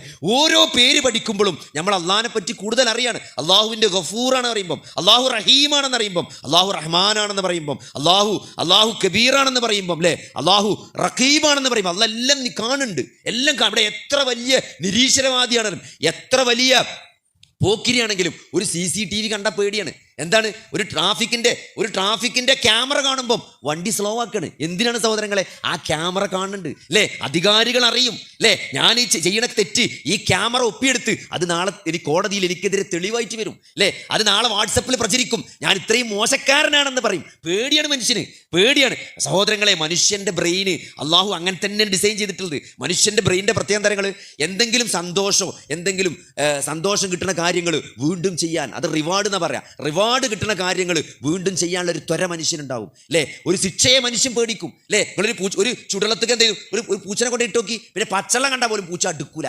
അടുക്കൂല. കാരണം എന്താണ്? അത് ആ പൂച്ചന്റെ തലച്ചോറിൽ കണ്ട് അത് ലേപനം ചെയ്ത് വെച്ചു. ഇനി എന്ത് ചെയ്യില്ല, ഇനി വെള്ളം കണ്ട അടുക്കൂല. അങ്ങനെയാണ് മനുഷ്യന്റെ ബ്രെയിന് മനുഷ്യന് ബുദ്ധിമുട്ടുണ്ടാക്കുന്നത്, മനുഷ്യന് വേദനയുണ്ടാക്കുന്ന കാര്യങ്ങൾ എന്ത് ചെയ്യില്ല, അതിന് മനുഷ്യൻ അകന്ന് നിൽക്കാൻ ശ്രമിക്കുന്നുള്ളതാണ്. അതുകൊണ്ടാണ് അള്ളാഹു സ്വർഗത്തെ പറ്റി പറയണത്, നരകത്തെ പറ്റി. സ്വർഗം എന്ന് പറഞ്ഞാൽ അവിടെ സന്തോഷമാണ്, അവിടെ സുഖമാണ്. അത് ആർക്കാ കിട്ടുക? നന്മ ചെയ്തവർക്കാണ് കിട്ടുക. അതുകൊണ്ട് നന്മയെ പ്രേരിപ്പിക്കുകയാണ്. തിന്മ ചെയ്താൽ, തെറ്റ് ചെയ്താൽ അവിടെ ശിക്ഷയാണ്, അവിടെ പ്രയാസമാണ്. അതാണ് നരകം എന്ന് പറയുന്നത്. ഇത് മനുഷ്യന്റെ തലച്ചോറിന്റെ ഒരു തേട്ടാണ്. അങ്ങനെയാണ് മനുഷ്യന്റെ തലച്ചോറ് ഡിസൈൻ ചെയ്ത്. അതുകൊണ്ടാണ് CCTV കാണുമ്പോൾ പേടിച്ചത്. CCTV കാണുമ്പോൾ ആൾക്കാർ നന്നാണ്. എന്തുകൊണ്ടാണ്? നരകം വിചാരിച്ചിട്ടല്ലല്ലോ. ദുനിയാവിൽ മോശമാകും, ദുനിയാവിൽ അതിന് ശിക്ഷ കിട്ടുന്നുള്ളതുകൊണ്ടാണ്. അതുകൊണ്ട് സഹോദരങ്ങളെ, നമ്മൾ നന്നാകണമെങ്കിൽ റഖീബായ അള്ളാഹു അല്ലേ, അവിടെ സോഫ്റ്റ്വെയർ കേടായാലോ അല്ലെങ്കിൽ ബാറ്ററി ഡൗൺ ആയാലോ എന്തെങ്കിലും പ്രശ്നങ്ങളുള്ള CCTV വർക്ക് ചെയ്യില്ല അല്ലേ. അതിൻ്റെ മേലെ എന്തെങ്കിലും കൊണ്ടിട്ടാൽ CCTVക്ക് കാണാൻ സാധിക്കൂല. അങ്ങനെ കുറേ പരിമിതികളുള്ള CCTV ഉണ്ട്. എന്നാൽ പരിമിതികളില്ലാത്ത ക്യാമറകൾ നമ്മളെ നിരീക്ഷിച്ചു കൊണ്ടിരിക്കുകയാണ്. അതൊക്കെ നാളെ ഏടുകളായിട്ട് നല്ല എന്തെയും ഡിജിറ്റൽ ഡോക്യുമെൻ്റ് ആയിട്ട് നാളെ പടച്ചോൻ്റെയും ഇതൊക്കെ നാളെ ഹാജരാക്കപ്പെടുന്ന ഒരു വിചാരണ വരാണ്ട് എന്ന തിരിച്ചറിവ്, എല്ലാം അള്ളാഹു കാണുന്നുണ്ട് എന്ന, നിരീക്ഷിക്കുന്നുണ്ട് എന്ന തിരിച്ചറിവ്, അത് അള്ളാഹുവിനെ കുറിച്ചുള്ള നമ്മുടെ ബോധം എന്ത് ചെയ്യും? അത് വർദ്ധിപ്പിക്കും അല്ലേ. അള്ളാഹു ഹയ്യുൽ ഖയ്യൂമാണെന്ന് പറയുമ്പം, അള്ളാഹു എന്നെന്നും ജീവിച്ചിരിക്കുന്നവനാണെന്ന് പറയുമ്പം അതിലൊരു പ്രതീക്ഷ ഉണ്ട് അല്ലേ. അതെ, അള്ളാഹു എല്ലാത്തിനും കഴിവുള്ളവനാണെന്ന് പറയും. നിങ്ങളെ അള്ളാഹ് എല്ലാത്തിനും കഴിവുള്ളവനാണ് അല്ലേ. എൻ്റെ ഒരു പ്രയാസം, ഇപ്പോൾ ചെറിയൊരു പ്രയാസം ഉണ്ടായി, ഒരു അസുഖം വന്നു അല്ലേ, ഒരു വേദന വന്നു, അല്ലെങ്കിൽ സാമ്പത്തികമായി ചെറിയൊരു ഞെരുക്കുണ്ടായി അല്ലേ. ആ ഞെരുക്കം മാറ്റിത്തരാൻ കഴിവുള്ളവനാണ് ആര്? അള്ളാഹു. കാരണം ഏറ്റവും വിശാലമായ ആകാശഭൂമികളുടെയും അതിനപ്പുറത്തുമുള്ള ഖജനാവുകൾ ഉടമപ്പെടുത്തുന്നവനാണ് എൻ്റെ റബ്ബ് എന്ന ബോധം. പടച്ചോൻ ആർക്കും എന്ത് ചെയ്യാം, ആർക്കും വിശാലമായി ചെയ്യും റിസ്ക് നൽകാൻ കഴിവുള്ള അള്ളാഹ്ക്ക് എനിക്ക് ഈ പ്രശ്നങ്ങൾ മാറ്റിത്തരാൻ അള്ളാഹു കഴിവുള്ളവനാണ്. അങ്ങനെ അള്ളാഹിൻ്റെ ഓരോ പേരും നമുക്ക് നൽകുന്ന ഒരു പ്രതീക്ഷ ഉണ്ട്, നമുക്ക് നൽകുന്ന ഒരു അറിവ്. അതൊക്കെ നമ്മളെ അള്ളാഹുവിലേക്ക് അടുപ്പിക്കുകയാണ് ചെയ്യുക, അള്ളാഹുവിനെ കൂടുതൽ ആരാധിക്കാനുള്ള പ്രേരണ നമുക്ക് നൽകുകയാണ് ചെയ്യുക, അള്ളാഹുവിൽ തവക്കുൽ ചെയ്യാനുള്ള ഒരു മനസ്സ് നമുക്ക് തരികയാണ് ചെയ്യുക. ഒരു പ്രയാസം ഉണ്ടാകുമ്പോൾ ഒക്കെ പടച്ചോനെ ഏൽപ്പിക്കുക. നമ്മൾ എന്തിനാ വെറുതെ ടെൻഷനാണ്? കാരണം ഈ പ്രശ്നം തന്നത് പടച്ചോനാണ്, ഈ പ്രശ്നത്തെക്കുറിച്ച് ഏറ്റവും അറിയുന്നവനും പടച്ചോനാണ്, ഈ പ്രശ്നം പരിഹരിച്ചു തരാൻ കഴിവുള്ളവനും പടച്ചോനാണ്. പിന്നെ ഇത് എനിക്കുള്ളൊരു പരീക്ഷണമാണ്. അത് ഞാൻ എന്ത് ചെയ്യേണ്ടതുള്ളൂ? ഞാൻ നന്നായി പ്രതികരിക്കുക എന്നുള്ളതാണ്, ഞാൻ നന്നായി നിലപാടെടുക്കുക എന്നുള്ളതാണ് അല്ലേ. അള്ളാഹുവിനെ കുറിച്ച് നല്ലൊരു വിചാരം ഉണ്ടാകുക, അത് നമുക്ക് പലപ്പോഴും പറ്റാത്ത കാര്യമാണ് അല്ലേ. ഹുസ്നുൽ വന്നു ബില്ല, നിങ്ങൾ അള്ളാഹുവിനെ പറ്റി നല്ലൊരു വിചാരത്തിൽ ആയിക്കൊണ്ടല്ലാതെ നിങ്ങളൊരാൾ മരിച്ചു പോകരുത് എന്ന് അള്ളാഹിൻ്റെ റസൂല് പറയണേ അല്ലേ. ഒരാൾ മരിക്കാൻ കിടക്കും, ഒരു യുവാവ് അസുഖം വന്നിട്ട് മരിക്കാൻ കിടക്കുകയാണ്. സാധാരണ വയസ്സായ ഒരാൾ അസുഖം വന്ന് മരിക്കാൻ കിടക്കണ മാതിരിയല്ല ഒരു യുവാവ് അസുഖമായിട്ട് മരിക്കാൻ കിടക്കുക എന്ന് പറയുമ്പം അത് വല്ലാത്തൊരവസ്ഥയാണ്. ആ അവസ്ഥയിൽ അള്ളാഹിൻ്റെ റസൂൽ ആ യുവാവിനോട് ചോദിക്കണം, ഇപ്പം എന്താ എൻ്റെ തോന്നൽ, ഇപ്പം എന്താ എൻ്റെ മനസ്സിക്ക് തോന്നണമെന്ന് ചോദിച്ചപ്പം ആ യുവാവ് പറഞ്ഞൊരു മറുപടി ഉണ്ട്. എന്താണ്? എനിക്ക് അള്ളാഹുവിൻ്റെ കാരുണ്യത്തെ പറ്റി അങ്ങേയറ്റത്തെ പ്രതീക്ഷ ഉണ്ട്. അള്ളാഹുവിൻ്റെ കാരുണ്യത്തെ പറ്റി അങ്ങേയറ്റത്തെ പ്രതീക്ഷ ഉണ്ട്. പക്ഷേ ചെയ്തു പോയ പാപത്തെക്കുറിച്ച് എനിക്ക് നല്ല പേടിയുണ്ട്, ചെയ്തു പോയ പാപത്തെക്കുറിച്ച് ഞാൻ ഏറെ ഭയപ്പെടുന്നുണ്ട്. പക്ഷേ അള്ളാഹുവിൻ്റെ കാരുണ്യത്തിൽ എനിക്ക് നല്ല പ്രതീക്ഷ ഉണ്ട് എന്നാണ് അള്ളാഹിൻ്റെ റസൂൽ പറഞ്ഞെന്താരോ. ഇതാണ് ഒരു വിശ്വാസിയുടെ മനസ്സ്. ഒരു വിശ്വാസിയുടെ മനസ്സ് ഭയത്തിൻ്റെയും പ്രതീക്ഷയുടെയും നടുവിലായിരിക്കുന്നതാണ്. ഭയത്തിൻ്റെയും പറ്റങ്ങട്ട് ഭയമല്ലാതെ ഒക്കെ പടച്ചവൻ പുറത്തു തരും എന്ന അമിതമായ ആത്മവിശ്വാസം അതൊരു വിശ്വാസിക്ക് ഉണ്ടാവില്ല. എന്നാൽ എന്തുണ്ടാവില്ല, പറ്റ നിരാശനാവില്ല. ലാ തഖ്നതു മിൻ റഹ്മത്തില്ലാ, അള്ളാഹുവിൻ്റെ കാരുണ്യത്തെപ്പറ്റി നിങ്ങൾ നിരാശനാകരുതെന്നാണ്. അങ്ങനെ ഒരിക്കലും നിരാശ ഉണ്ടാവില്ല. പടച്ചോന് എൻ്റെ പാപങ്ങളൊക്കെ ഇത് ചെയ്തതിനെ പറ്റി പേടിച്ചാലും അള്ളാഹുവിൻ്റെ കാരുണ്യത്തെ പറ്റി ഒരു പ്രതീക്ഷ ഉണ്ടാവും. അങ്ങനെ നിങ്ങൾ പടച്ചോനെ പറ്റി ഏതൊരു വിശ്വാസത്തിലാണോ ആ ഒരു വിശ്വാസത്തിലായിരിക്കും പടച്ചോങ്ങളെ പറ്റുന്നതാണ്. അതുകൊണ്ട് പുറത്തു തരുമെന്ന പ്രതീക്ഷയോടെ പാപങ്ങൾ ചെയ്തിട്ടുണ്ടെങ്കിലും ആ ഒരു തെറ്റിപ്പറ്റിപ്പോയി എന്നുള്ള ഒരു പശ്ചാത്തപിക്കുന്ന മനസ്സ്, ഇതിനൊക്കെയുള്ള അവസരമാണ് റമളാൻ എന്ന് പറഞ്ഞാൽ. ഈ റമളാൻ്റെ അവസരം തന്നെ നോക്കി, നിസ്കാരം അല്ലേ, 5 നേരത്തെ നിസ്കാരം നമ്മൾ കൃത്യമായിട്ട് ജമാഅത്തായിട്ട് പള്ളിയിൽ പോയി ആണുങ്ങൾ നമസ്കരിക്കുക എന്നുള്ളതാണ്. അതിൻ്റെ മുമ്പുള്ള സുന്നത്ത് നമസ്കാരങ്ങളൊക്കെ ശീലമാക്കാത്തവർ ഈ റമളാനോടുകൂടി അതൊരു ശീലമാക്കുക അല്ലേ. പലപ്പോഴും ആളുകൾ നിസ്കരിക്കുന്നുണ്ടാവും, എന്നാലും ലുഹറിന് മുമ്പുള്ള സുന്നത്ത് ചിലപ്പം ആൾക്കാർക്ക് അങ്ങനെ കിട്ടുന്നുണ്ടാവില്ല അല്ലേ. ചിലപ്പോൾ നമ്മൾ എത്തുമ്പോൾ ലുഹർ ജമാഅത്ത് പലപ്പോഴും തുടങ്ങിയിട്ടുണ്ടാവും. പിന്നെ നമ്മളെ പഴയ അവസ്ഥയിൽ തന്നെ നിൽക്കുന്നത്, പഴയ അവസ്ഥയിലല്ലേ. പണ്ടൊരു ചങ്ങായി പറഞ്ഞ് ഓന് 18-ാം വയസ്സിൽ ആരോഗ്യമാണ് ഇപ്പോഴും, 18-ാമത്തെ വയസ്സിൽ ആരോഗ്യമാണ്, 56-ാമത്തെ വയസ്സിലൊന്ന്. അപ്പോൾ അതെങ്ങനെ ഈ 56-ാമത്തെ വയസ്സിലെങ്ങനെ 18-ാമത്തെ വയസ്സിൽ ആരോഗ്യം ഉണ്ടാണെന്ന് വെച്ചപ്പോൾ ഓൻ പറഞ്ഞെന്താ അറിയോ, അന്ന് എൻ്റെ മാമ എന്നോട് പറഞ്ഞ് ആ തിരുമ്പാങ്കല്ലൊന്ന് കുട്ടി അവിടുന്ന് ഒന്ന് മാറ്റി തരും. 18-ാമത്തെ വയസ്സിൽ ഓൻ പോയി തിരുമ്പാങ്കല്ലൊന്ന് പൊന്തിച്ചു നോക്കി, അനങ്ങിയില്ല കല്ല്. 56-ാമത്തെ വയസ്സിൽ ഓനെ മാമാനെ ഓർമ്മ വന്നിട്ട് ഒന്നുകൂടി ഒന്ന് പൊന്തിച്ചാൽ നോക്കി, അപ്പോഴും അനങ്ങിയില്ല. അപ്പോൾ ഓൻ പറയാണ് 18-ാമത്തെ വയസ്സിൽ അതേ ആരോഗ്യമാണ് ഇപ്പോഴും, അന്നും കല്ലനങ്ങിയിട്ടില്ല, ഇന്നും കല്ലനങ്ങിയിട്ടില്ല. അതേമാതിരിയാണ് നമ്മളവസ്ഥ. അന്നും കുല്ലല്ലാവു, നമ്മൾ മദ്രസ പോയി തുടങ്ങിയ കുല്ലല്ലാവു എന്നെ എപ്പോഴും നമ്മൾ ഓതിക്കൊണ്ടിരിക്കണം. ഇപ്പോഴും സുന്നത്ത് സ്കരിച്ചാൽ എന്താ ഓത, കുല്ലല്ലാവു അള്ളാഹു സമതുലം ജലീത് വരാൻ. എന്നാൽ അള്ളാഹിൻ്റെ റസൂലിൻ്റെ സഹാബത്ത് കുല്ലല്ലാവു ഓതിന്നു. ഒരാൾ എല്ലാ നിസ്കാരത്തിനും കുല്ലല്ലാവു ഓതുക. കാരണം എന്താ വെച്ചാൽ മൂപ്പരോട് ചോദിച്ച അവസാനം അപ്പോൾ നബി ചോദിച്ച മുമ്പ് എന്താ പറഞ്ഞു, എനിക്ക് അത്ര ഇഷ്ടമാണ് അള്ളാഹിനെ പറ്റി, അള്ളാഹു ഏകനാണ്. അതാണ് വിശുദ്ധ ഖുർആനിൻ്റെ 3 സൂറത്തുൽ ഇഖ്ലാസ് എന്ന് പറയും. നമ്മൾ അങ്ങനല്ല ഓതുന്നത്. നിങ്ങൾ ആരെങ്കിലും ഖുൽ ഹുവല്ലാഹു ഓതുന്നത് അതുകൊണ്ടാണോ? ആണോ? ആ അള്ളാഹിനെ പറ്റി പറഞ്ഞ ആ വാക്കുകൊണ്ടും അതിൻ്റെ ഗാംഭീര്യം കൊണ്ടും അള്ളാഹുവിൻ്റെ ഏകത്വം കൊണ്ടുമാണ് ഞങ്ങൾ ഖുൽ ഹുവല്ലാഹു ഓതുന്നത്. അല്ല, നമ്മൾ ടക്ക അടിച്ചു വിടാൻ വേണ്ടിയിട്ടാണ് നമ്മൾ ഖുൽ ഹുവല്ലാഹു ഓതുന്നത്. അതുകൊണ്ട് സഹോദരങ്ങളെ, നമ്മളന്നും ഖുൽ ഹുവല്ലാഹു ഇപ്പോഴും ഖുൽ ഹുവല്ലാഹു അത് പറ്റൂല. നമ്മൾ ഈ റമദാനിൽ ഒന്ന് അപ്ഗ്രേഡ് ചെയ്യണം. നമ്മൾ റമദാനിൽ കുറച്ച് വലിയ സൂറത്തൊക്കെ സുന്നത്ത് നിസ്കാരത്തിൽ നമുക്കറിയണേ ഒരു അമ്മയൊക്കെ ഓതിക്കൂടെ അല്ലേ? ഒരു സബ്ബീസ്മന്ത് ഒരു സുന്നത്ത് നിസ്കാരത്തിൽ ഓതി എന്താ ആകാശം പൊളിഞ്ഞോട്ടു അല്ലേ? അതുകൊണ്ട് നമ്മൾ കുറച്ച് ഒരു റമദാൻ കഴിയുമ്പോൾ നമ്മൾ കുറച്ചെങ്കിലും നന്നാണ്ടേ അല്ലേ? കഴിഞ്ഞ റമദാനേക്കാൾ നമ്മൾ മെച്ചപ്പെട്ടുകയെന്ന് പറയണമെങ്കിൽ നമ്മൾ ഓത്തിൽ അല്ലേ, നമ്മളെ ഖിറാഅത്തിൽ, നമ്മൾ ഖുർആൻ പാരായണത്തിൽ, അർത്ഥം പഠിക്കുന്നിടത്ത്, ആയത്ത് മനസ്സിലാക്കുന്നിടത്ത്, തദബ്ബുർ, നിങ്ങൾ ഓരോ പ്രാവശ്യം ഖുർആൻ ഓതുക. ഖുർആൻ്റെ പ്രത്യേകത തന്നെ അതാണ്. നിങ്ങൾ എത്ര പ്രാവശ്യം ഓതിയാലും എത്ര പ്രാവശ്യം അതിനെപ്പറ്റി ചിന്തിച്ചാലും ഇതേവരെ കിട്ടാത്തൊരറിവ് നിങ്ങൾക്ക് കിട്ടും. വൈദാസാലൊക്കെ ഇന്ന് സത്യത്തിൽ ഞാൻ ഇവിടെ പറയാൻ വേണ്ടി ഞാൻ അങ്ങനെ തപ്പിക്കൊണ്ട് നിൽക്കുമ്പോഴാണ് ഇന്ന് ജീവിതത്തിൽ ആദ്യമായിട്ട് ആ പോയിന്റ് കിട്ടിയത്. വിശുദ്ധ ഖുർആനിൽ തൻ്റെ അടിമകളോട് അള്ളാഹു പറഞ്ഞു കൊടുക്കാൻ വേണ്ടി പറഞ്ഞ പല കാര്യത്തിലും നിങ്ങൾ പറഞ്ഞു കൊടുക്കി നബിയേ എന്നാണ് എല്ലായിടത്തും പറഞ്ഞത്. അവർ ചോദിക്കുന്നു, ഹൈലിനെ കുറിച്ച് ചോദിക്കുന്നു, അവർ ഈ മാസങ്ങളെ ചന്ദ്രക്കലയെക്കുറിച്ച് അവർ നിന്നോട് ചോദിക്കുന്നു. അങ്ങനെ വിശുദ്ധ ഖുർആനിൽ കുറേ സ്ഥലത്തുണ്ട് അവർ നിന്നോട് ചോദിക്കുന്നു, പ്രവാചകരെ താങ്കൾ പറഞ്ഞു കൊടുക്കുന്നു. എന്നാൽ എന്നെ പറ്റി അവർ ചോദിക്കുന്നു. ഫഇദാ സഅലക ഇബാദി അന്നി, അവിടെ പടച്ചോൻ നബിയെ പറഞ്ഞു കൊടുക്കുന്നു പറഞ്ഞാൽ അവൾ നേരിട്ട് പറഞ്ഞേക്കാണ്. അവിടെ ഒരു ഇടയാളനെ പടച്ചോൻ വെച്ചില്ല. ഫഇന്നി ഖരീബ്, ഞാൻ സമീപസ്ഥനാണ്. നബിയെ പറഞ്ഞു കൊടുക്കുന്നു പറഞ്ഞല്ല, പടച്ചോൻ നേരിട്ട മറുപടി കൊടുത്ത് ഞാൻ ഏറ്റവും അടുത്തവനാണ്. അത് ഇന്നാണ് ഞാൻ ജീവിതത്തിൽ ഇന്നാണ് മനസ്സിലാക്കി ഇത്രയും കാലം. അപ്പോൾ ഓരോ ദിവസങ്ങൾ ഖുർആൻ ഓതുമ്പോഴും നിങ്ങൾക്ക് ഓരോ പുതിയ അറിവ് കിട്ടിക്കൊണ്ടിരിക്കും. അത് ഖുർആൻ്റെ വലിയ പ്രത്യേകതയാണ്. കാരണം ഇത് അള്ളാഹുവിൻ്റെ കലാമാണ്. അതുകൊണ്ട് സഹോദരങ്ങളെ, ആ കലാം ഇറങ്ങിയ മാസമാണ് റമദാൻ, ആ കലാം അവതരിച്ച മാസമാണ്. അതുകൊണ്ട് അത് വിശുദ്ധ ഖുർആൻ പഠിക്കാനും അത് കാര്യങ്ങൾ മനസ്സിലാക്കാനൊക്കെ നമ്മൾ ഈ റമദാനെ പരമാവധി ഉപയോഗപ്പെടുത്തണം. അതേപോലെ നമ്മൾ ഇബാദത്തുകളിൽ നമ്മൾ ഇഖ്ലാസ് ഉണ്ടാക്കാൻ ശ്രദ്ധിക്കുക എന്നുള്ളത്. നമ്മൾ ചെയ്യുന്നത് കുറച്ചാണെങ്കിലും അത് ആത്മാർത്ഥതയോടുകൂടി അല്ലേ, ആ ഓതുന്നത് എന്താണെന്ന് ശ്രദ്ധിച്ച് അതിലേക്ക് ശ്രദ്ധിച്ച് നമ്മൾ സുജൂദ് ചെയ്യുമ്പോഴും റുക്കൂ ചെയ്യുമ്പോഴൊക്കെ നിസ്കാരത്തിലെ പ്രാർത്ഥനകൾ അല്ലേ, അതൊക്കെ നമ്മൾ അർത്ഥം പഠിച്ചിട്ടില്ലെങ്കിൽ ഇത്രയും കാലം ഫാത്തിഹ പോലും മനസ്സിലാക്കാതെ ചൊല്ലിക്കൊണ്ടിരിക്കുന്ന എത്രയോ ആളുകളുണ്ട്.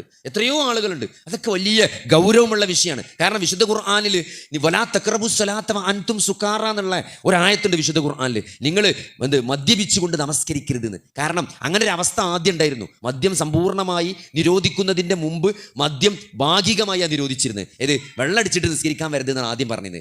ആദ്യം മദ്യം പൂർണ്ണമായി ഒഴിവാക്കിയിട്ടുണ്ടായിരുന്നില്ല. ആ സമയത്ത് ഇറങ്ങിയ ആയത്താണെന്ത്, വലാ തഖ്റബു സ്വലാത്ത വ അൻതും സുക്കാറ, നിങ്ങൾ മത്തന്മാരായിക്കൊണ്ട് പള്ളിക്ക് വെള്ളടിച്ച് ഫിറ്റായി കണ്ട് എന്ത് ചെയ്ത് പള്ളിക്ക് നിസ്കരിക്കാൻ വരരുതെന്ന് ആയത്തിറങ്ങിയിട്ടുണ്ട്. ആയത്ത് ഇപ്പോഴും ഖുർആനിലുണ്ട്, ഇപ്പോഴും നമ്മൾ ഓതിക്കൊണ്ടിരിക്കുന്നുണ്ട്. പക്ഷേ അതിന് ശേഷം ഖുർആൻ പറഞ്ഞൊരു പോയിന്റ് ഉണ്ട്. എന്താ നിങ്ങൾ എന്തുകൊണ്ടാണ് അങ്ങനെ അള്ളാഹ് പറഞ്ഞത്? നിങ്ങൾ ചെല്ലുന്നത് എന്താണെന്ന് നിങ്ങൾ അറിയുന്നില്ല എന്നാണ്. നിങ്ങൾ ചെല്ലി പറയണത് എന്താണെന്ന് വെള്ളടിച്ച് കിക്കായ ഒരാൾ നിസ്കരിച്ചുമ്പോൾ അയാൾ എന്താ ചെല്ലി പറയണത് അയാൾക്ക് മനസ്സിലാണില്ല. അതുകൊണ്ടാണ് വെള്ളടിച്ച് നിസ്കരിച്ചാൽ വരുന്നത്. നിങ്ങൾ ആലോചിക്കും, നമ്മളൊന്നും വെള്ളടിച്ചിട്ടില്ലെങ്കിലും നമ്മൾ നിസ്കാരം വെള്ളടിച്ച ആൾക്കാർ നിസ്കാരമാരിയാണ്.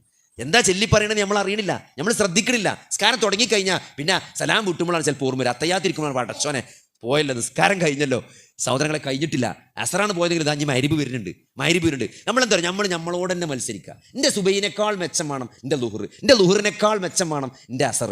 അങ്ങനെ ഓരോ നിസ്കാരം മെച്ചപ്പെടണം. അത് നമ്മൾ അങ്ങനെ മസിൽ പിടിച്ച് നമ്മൾ ശ്രദ്ധിച്ച് നമ്മൾ മുന്നോട്ട് പോയാൽ ഞങ്ങൾ ഓരോന്നും അതാണ് നമ്മൾ നിയ്യത്ത് ശരിയാക്കുന്നത്. ഇമാം അഹ്മദ് ബിൻ ഹംബൽ പറഞ്ഞത് വളരെ സീരിയസ് ആണ്. എന്താണ്? കർമ്മങ്ങൾ ചെയ്യാനല്ല എനിക്ക് തോനെ സമയം വേണ്ടി വന്നത്, പിന്നെ എന്തിനാണ് ചെയ്യണ കർമ്മങ്ങളുടെ നിയ്യത്ത് നന്നാക്കാനാണ്.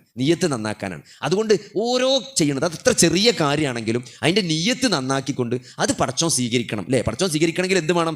നിയ്യത്ത് നന്നാകണം. 2 നബി സല്ലല്ലാഹു അലൈഹി വസല്ലമ ചെയ്ത മാതിരി ചെയ്താലേ എന്ത് ചെയ്യുള്ളൂ, പ്രതിഫലം കിട്ടുള്ളൂ.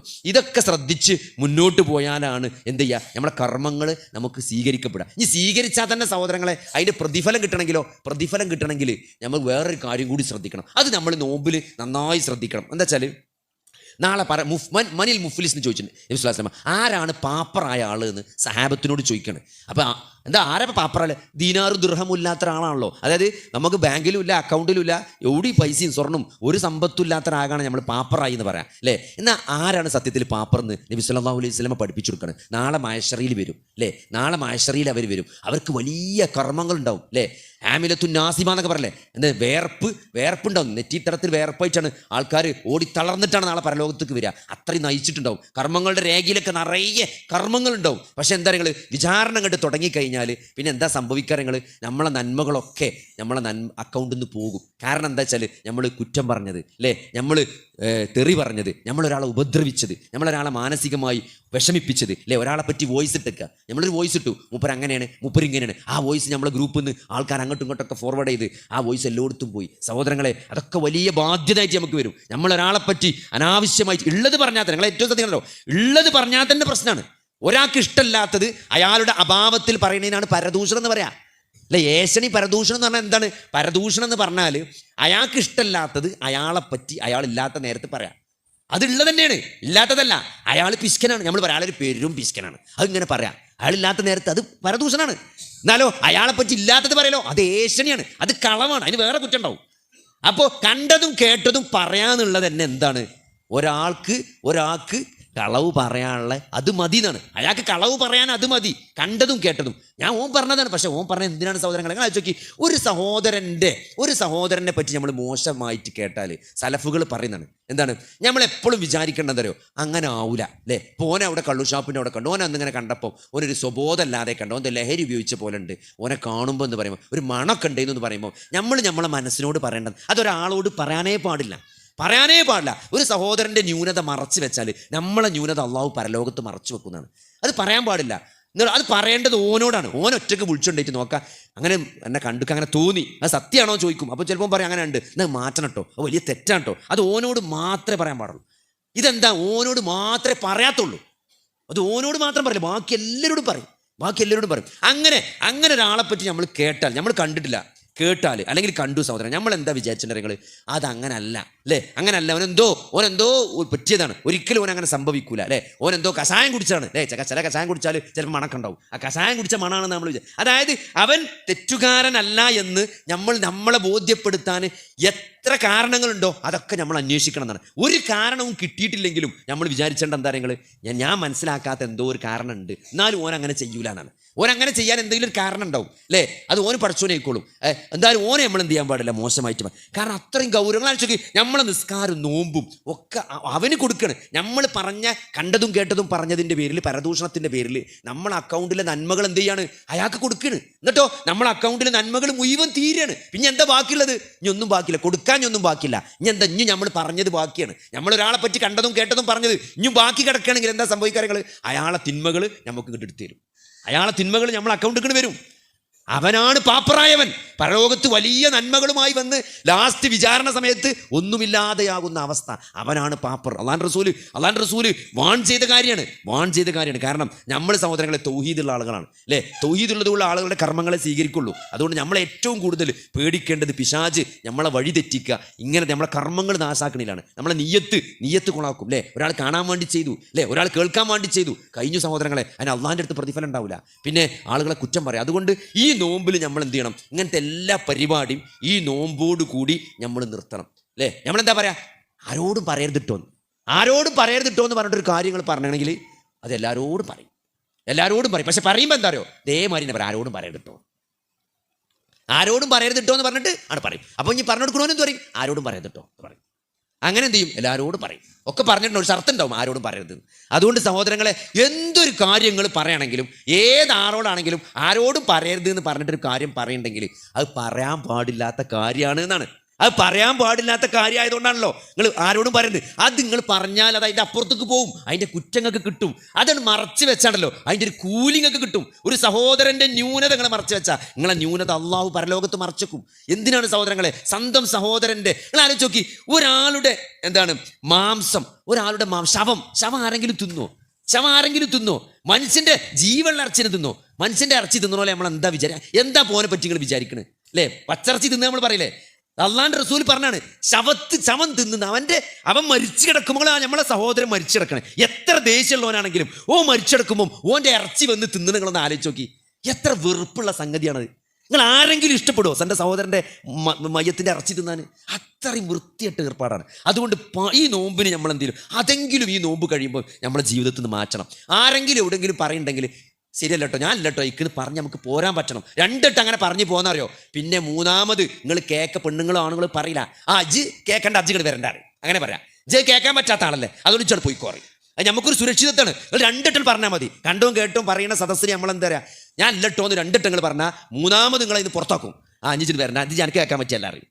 സഹോദരങ്ങളെ, നമ്മൾ ശീലിക്കണം. കാരണം നമ്മളെ കർമ്മങ്ങൾ നഷ്ടപ്പെടുക അതുകൊണ്ടായിരിക്കും. അതുകൊണ്ട് ഈ നോമ്പിൽ നമ്മൾ എന്ത് ചെയ്യണം? അതൊരു ശീലമാക്കണം. ഇവിടെ അങ്ങോട്ട് ഇൻഷാ അല്ലാ കണ്ടതും കേട്ടതും പറയണ പരിപാടി നിർത്തുക. അതേപോലെ തന്നെ എന്ത് ചെയ്യുക? ഏശനി പരദോഷം ആൾക്കാരെ പറ്റി ഇല്ലതാ ഇല്ലാത്തതാണെങ്കിലും അത് മറയണ്ട അല്ലേ? അങ്ങനെ പറയേണ്ട ന്യൂനത. എപ്പോഴും ഒരാളുടെ നന്മ പറഞ്ഞു പഠിച്ച പോസിറ്റീവായ കാര്യം പറഞ്ഞാൽ, ഒരാളെ നെഗറ്റീവ് നമ്മളെ മകൾക്ക് കല്യാണം ആലോചിച്ചിട്ടുണ്ടെങ്കിൽ മാത്രമേ അത് ചർച്ച ചെയ്യേണ്ടതുള്ളൂ. അത് മകളോട് പറയാം, മകൾക്ക് ബോധ്യപ്പെടുത്തി കൊടുക്കാൻ. പെണ്ണുങ്ങളോട് പറയാം, പെണ്ണുങ്ങൾക്ക് ബോധ്യപ്പെടുത്തി കൊടുക്കാൻ. അതല്ലാതെ ഈ ആൾക്കാരോടാണെങ്കിലും കല്യാണം ആലോചിച്ചിട്ടാണെങ്കിലും നിങ്ങളെ ചെക്കൻ വെള്ളടിക്കണ വിവരം കിട്ടിയിട്ടുണ്ട്, അതുകൊണ്ട് ഞങ്ങൾ വേണ്ടാന്ന് പറയണ്ട, അതും പറയണ്ട. എൻ്റെ മോക്ക് ചേരൂല എന്ന് പറഞ്ഞാൽ മതി.